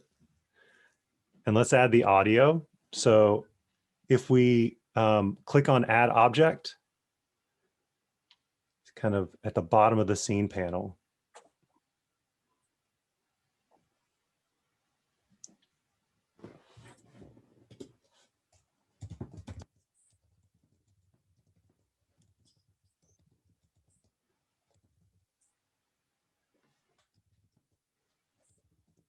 Am I inserting the face tracker?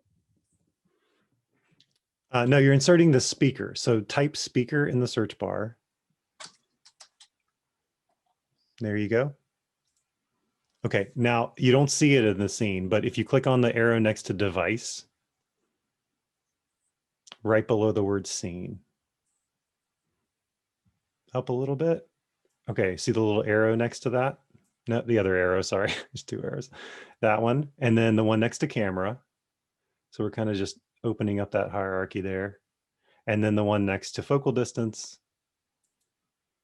and then speaker. So click on speaker. And over on the right side, under audio, click on none. And external source. Oh wait, yeah, external source. Oh wait, no, we need to add the, sorry, we have to add the audio playback controller first. You're good where you are. Just go down to the assets tab on the left side and click on add assets, add asset at the bottom. And we're gonna add a playback controller, audio playback controller. There we go. So that's okay. Let's click on the audio since you already have that highlighted. Click on audio on the right side. See the little drop down arrow? Click that and then import from computer. And that's where we're going to select that M4A or country roads. Just do country roads. That's a good one. I wonder where my M4A is. M4A is like an MP3 kind of. So since you already have that highlighted, click on play and loop. See the little check boxes next to play and loop. Check those. And then go over to the speaker again. And we're going to assign that playback controller to the speaker. So under audio, change external source to playback controller. Okay. And you can stop it if you want that to stop playing. How do I stop it? Click on stop on the left side.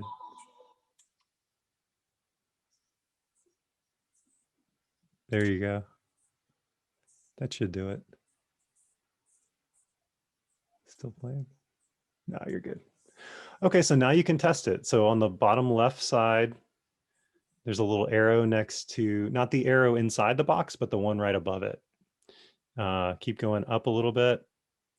And then right there, test on device. And this is where you send it to, you can send it to your Facebook account. And if you open up the Facebook app on your phone after it's been sent, you can test it. And it's going to show up on my Facebook page?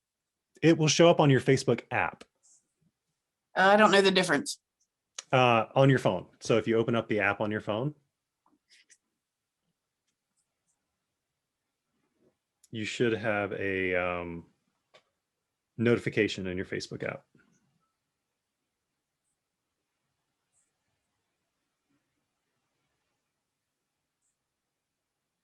Oh, okay.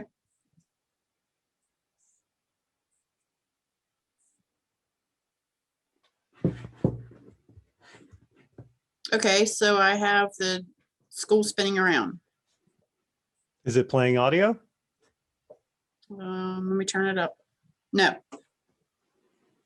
Can you tick the, there should be a little speaker icon at the top. Make sure that's unmuted. Oh. There you go. Yep. Cool. Okay. So the next step, and this is, you don't have to publish this, but the next step is if you go into Spark AR and you click the little, the arrow inside the box at the bottom left. So go to the bottom left. up a little bit, go up to publish. There you go. You would go ahead and click that.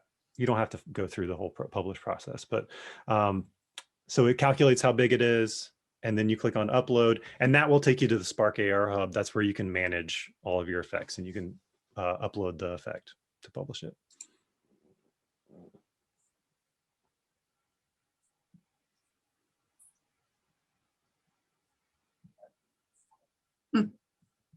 That last 20%.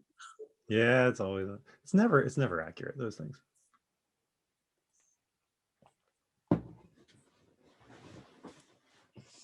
All right. That's got me taken care of all. Well, maybe it's going to do it in a prompt fashion. Of course it has. Error has occurred. Okay. Go to home. That's fine. Oh. Did it crash again? I don't know why I did that. Click on, why don't you take the / dashboard out of that address and just go to facebook.com Spark AR Hub.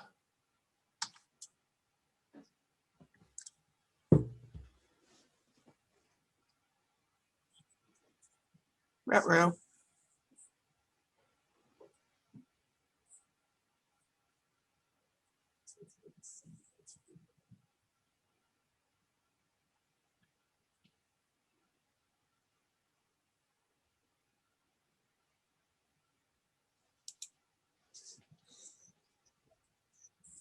How do I get to the Spark AR Hub? So if you, instead of facebook.com soft bookmarks or whatever that is, take the soft bookmarks out and just put Spark AR Hub.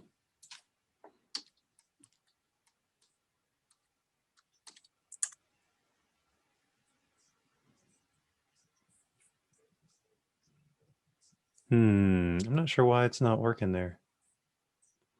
That is weird.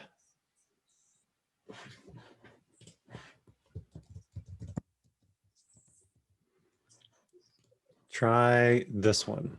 Put, I'm gonna drop this in the chat here. Click on that link. See if that will take you to it. I don't think I have the chat because I'm screen sharing. Oh, okay. It's basically Spark AR Hub / effects.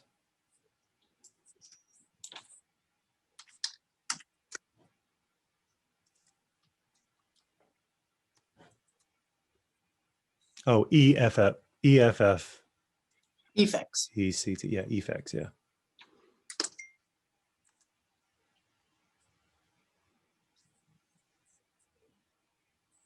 Susie, I don't know what's going on here. Just lucky I'm guess. Yeah. I don't want to take up everybody's time. I'm sure there's others that are having struggles too.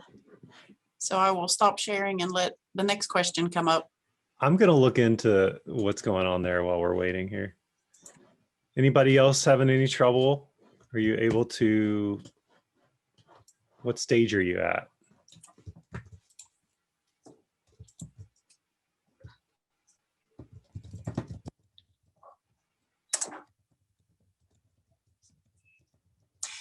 So like, should I create a WVU appropriate Facebook account that's work related? No, if you, so where do you work? What office do you work in? Fundamentals of Engineering.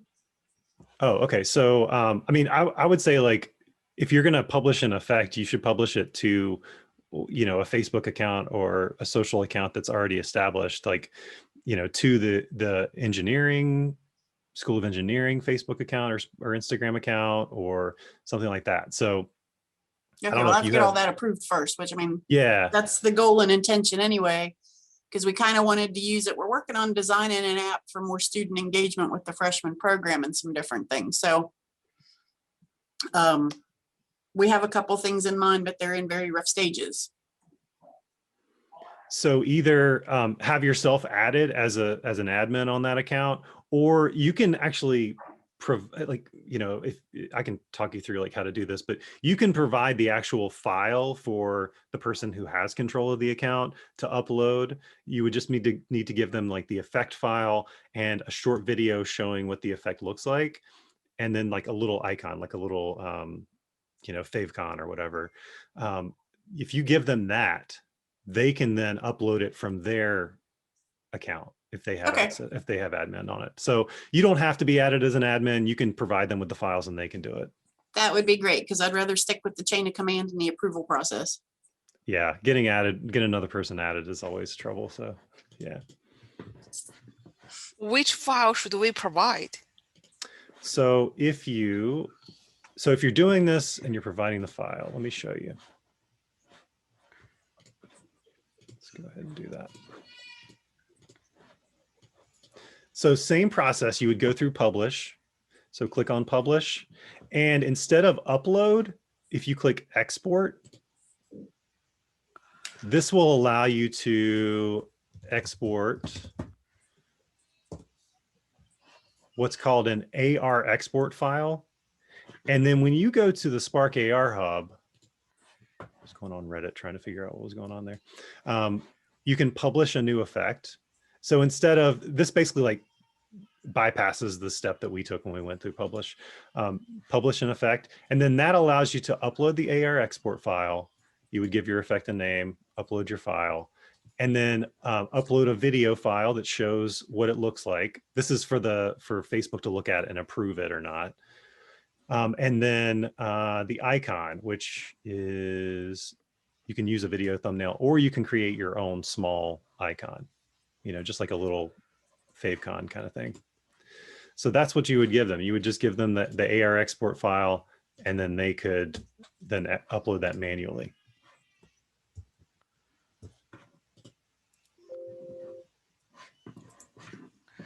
Okay, I need to find that. So it's Facebook Spark AR Hub.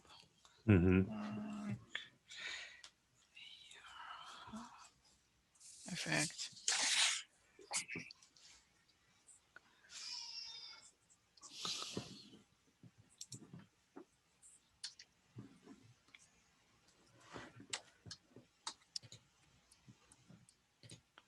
Okay. When I'm publishing the effects, do I need to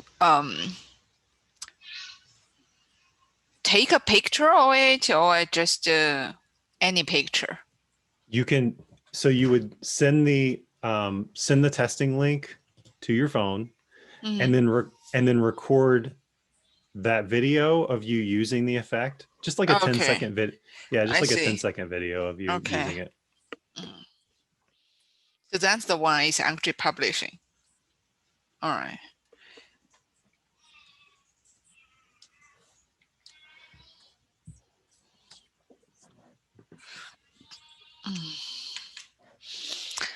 So Facebook is really want me to use their platform, play it, and post it.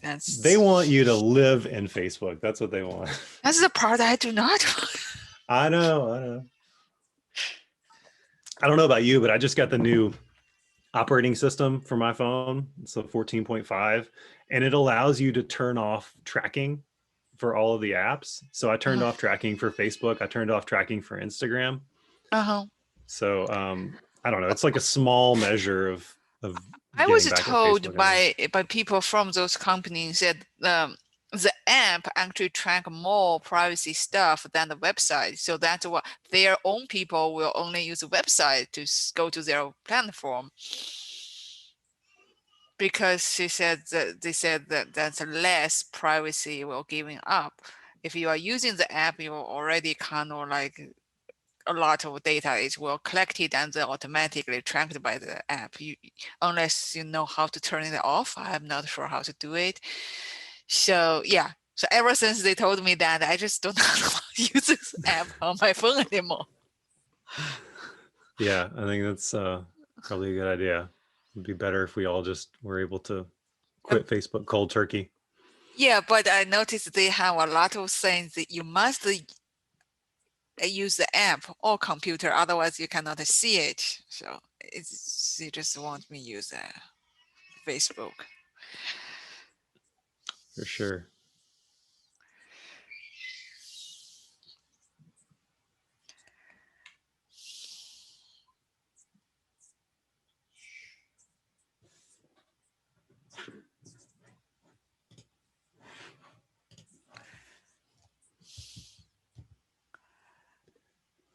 Susie, I had a thought about why you were getting that error. Can you share your screen and pull up the Spark AR Hub one more time? Sure.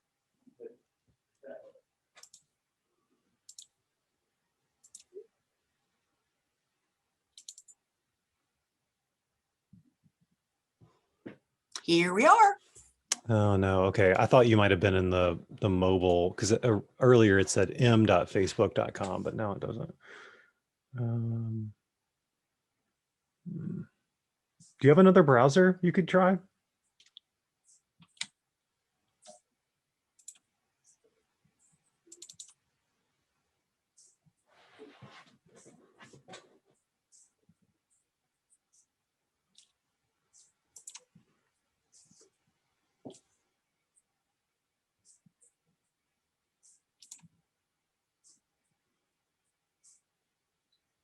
Oh, shoot, where's that? Nope. It's hard to see the bars with the. I can tell you what to type in there. If you Oh, need, okay. in Firefox. So facebook.com/ and then Spark AR Hub.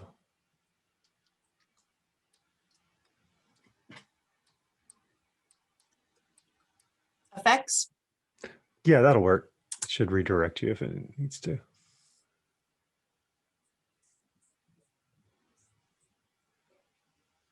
Okay. So yeah, there you go. So you can see it's on your profile. So if you click on your profile down there at the bottom left, it'll show you any other pages that you're admin on or associated with. So yeah, so like you could publish to any of those accounts if you need to from that dashboard. So you can go to Publish Effect and then upload that AR export file that we were talking about.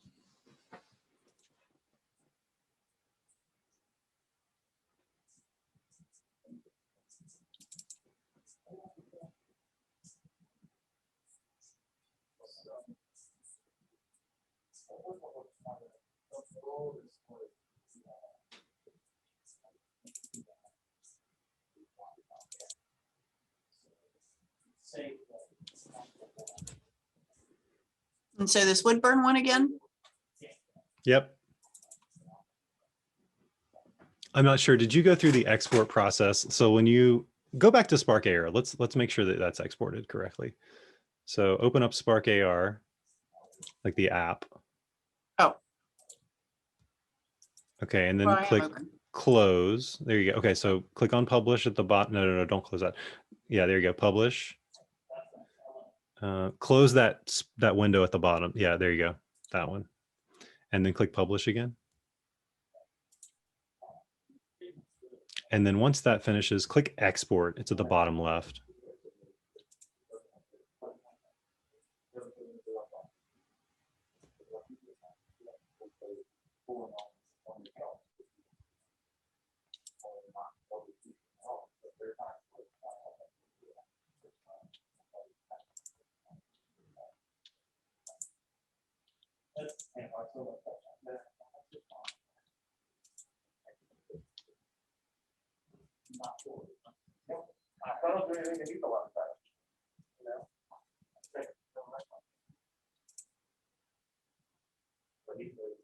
Hmm.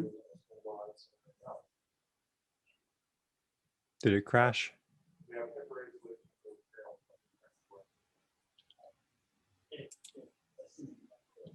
This is that one I just did. And that's what I want to upload, right? Mm-hmm. Let's see, where did it export to? I didn't see where it exported to. Try to export it one more time so we can see what folder it went to.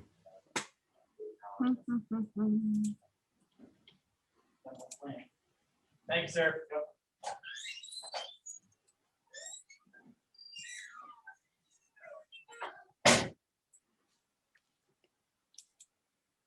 Nope, I think you got a crash.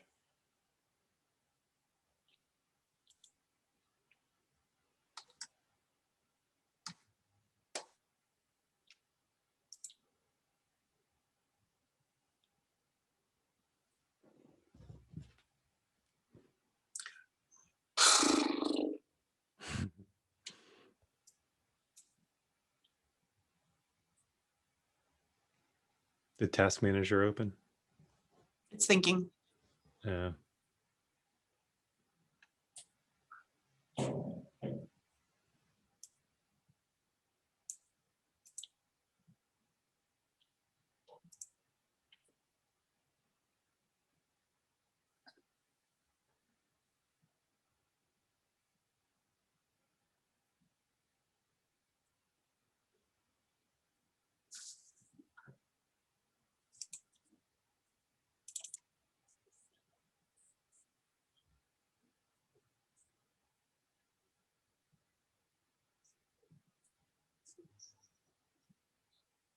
I'm evidently not winning the Star Student Award, that's for sure. No, you are because you're being persistent. That's the way I tell my students all the time. Like, if you finish it quickly, great. But if you persist and you keep having problems and you work through them, that's when you get an A. That's how I decide. You can. Your last session crashed. All right. Yeah, we know that. All right. Let me send the logs. Open project, yeah. Open project. Hopefully it'll save. The last thing that you did that might not be saved is the audio, but hopefully that was saved. What does this thing up here? I don't need that open, do I? Which thing? Set up professional audio. Oh, okay. Hit OK. Hit stop. There you go. Okay, let's try publish one more time.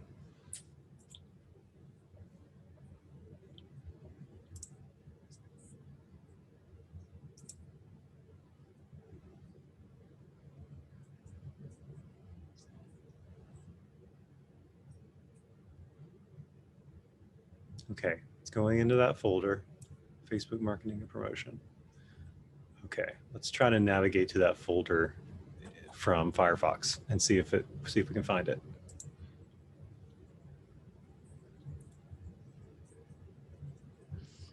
Firefox says choose a file, but it comes up as a folder. Does that make a difference? No, it should show up. So go to that, navigate to that folder. Oh shoot, I'm already in it.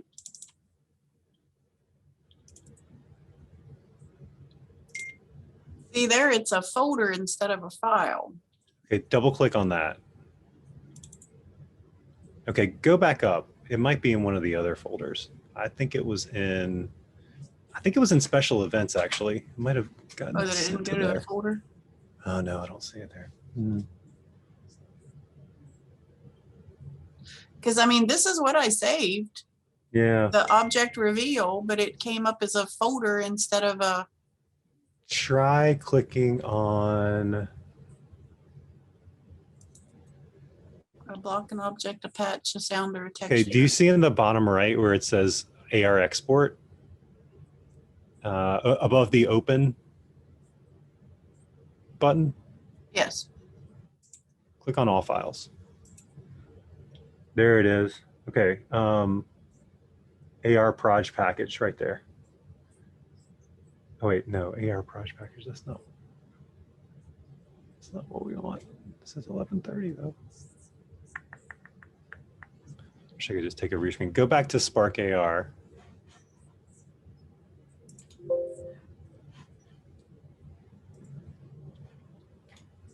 Shinyu, it might be rotated.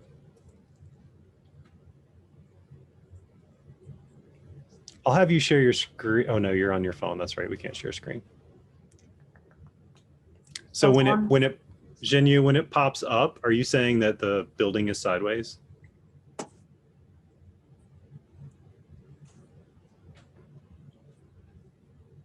Click on publish, Susie.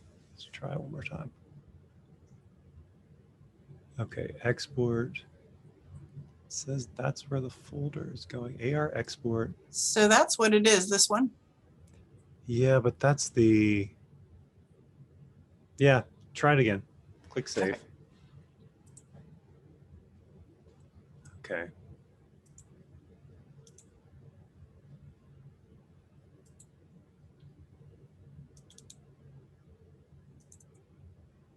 Yeah, now it is. Now it's showing up. Okay.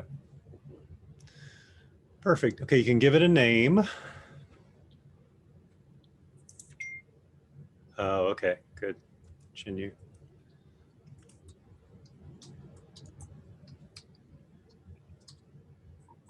Nope.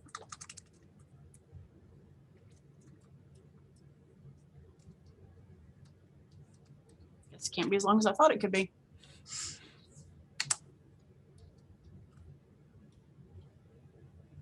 Okay, now what? Okay, scroll down. And okay, so you need to select a category. That's another thing you need to do. And you can click World AR because it's placing an object into the people's surroundings. Okay, you can click off of that. You don't need to add keywords, but you can upload your video file. So you can, I don't know what the best way for you to transfer files is, but basically open your Facebook app, take a like 10-second video, and then that video, save it to your phone, transfer it to your computer so that you can then upload it.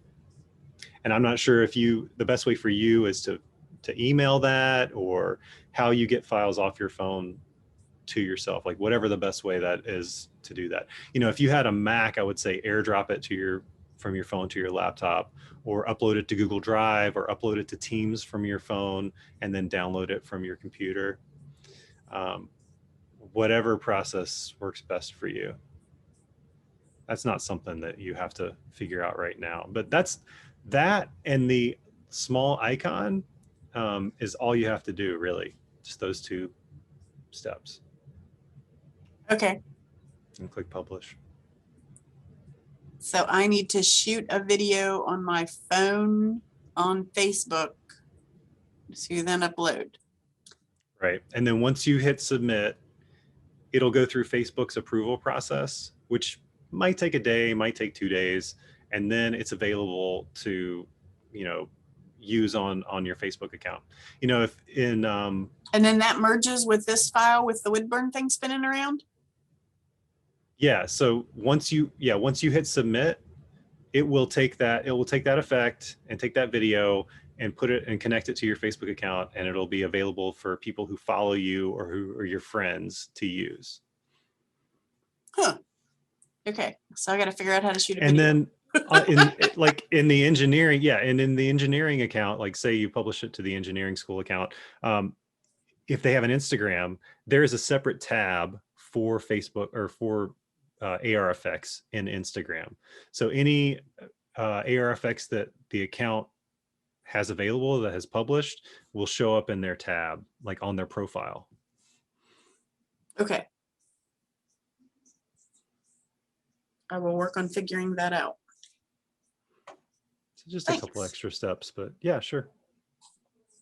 Good luck with that. I think that's going to be really cool. Let's hope so. Shinyu, do you need any more help, or how are you doing?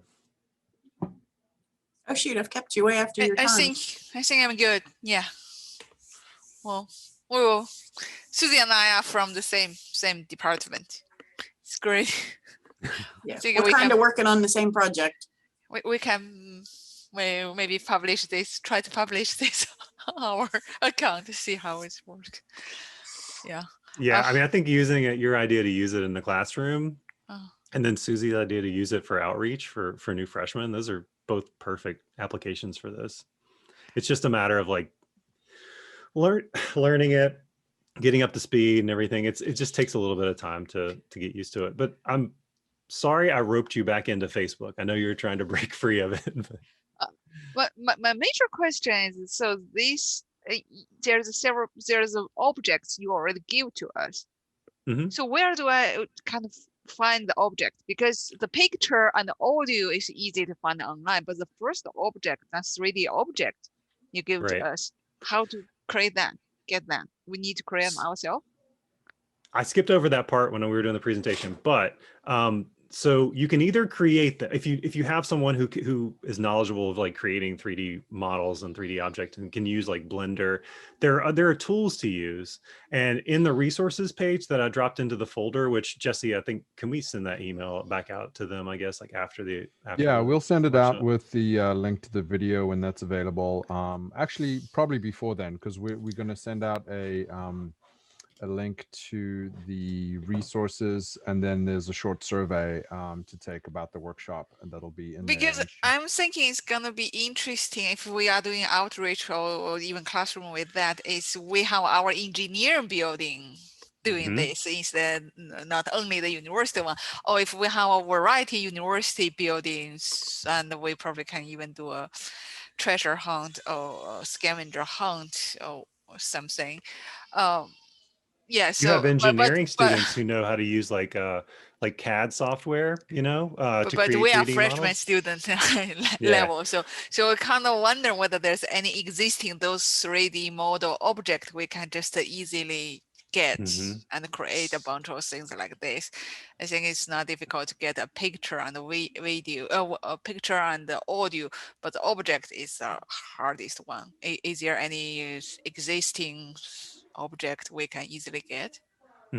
So there are a few here, and in that resources page, there are a few links to different websites that you can use. The most useful one to me is Sketchfab, because it's basically, it's a community. There are models. I don't know if you can see my screen, but there are all kinds of models that you can download for free or for pretty cheap. So everything from like actual models of objects that were 3D scanned to like basic, you know, low resolution models that are easy to download. So like, I'm trying to think like, I don't know, I'm looking at this, let's see, glasses, right? So for instance, like you can find 3D models that for $5 you can download like glasses. There are all kinds of different like medical models on here. I'm sure like, you know, things that would apply to you as far as like your engineering students. Sketchfab's really good. So you can download things for there. You would have to do some like optimization. You'd have to like lower the file size to use them in Spark. Three other places that I have in here are TurboSquid, CG Trader, Free 3D. There are other models that you can buy or download for free on those sites. For creating simple models, Tinkercad is a good one. It's an online 3D model creation software that you can use that our interactive design students use a lot. But then if you want to get into like really optimizing it and downsizing things, and you can have your students do this stuff, Blender is a free 3D software program where you can bring those 3D models. Like let's say you download a 3D model and it's way too big and you need to downsize it. You can open it up in Blender and you can like apply one filter to it and downsize it so that it's small enough to put into a Spark AR filter. I didn't go into the process of like creating these models and these assets, but there are other ways to do it. So I would say start with Sketchfab, see what's available for what you want to use it for, see if there's anything that you can search for that works for you, and then move on to, you know, 3D model creation, because that can be really complicated if you've never done it before. I'm still like a serious novice at like doing that stuff, but it's pretty powerful, and those are all free. So.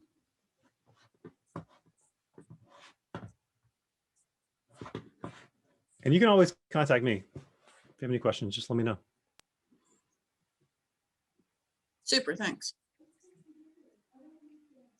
My last question would be, are all those objects from there free to use? Is there any copyright or what's intellectual properties things, particularly if we are using it for marketing? Yeah, most of them are required attribution. And well, some of them are. It just depends on if there's like a Creative Commons license applied.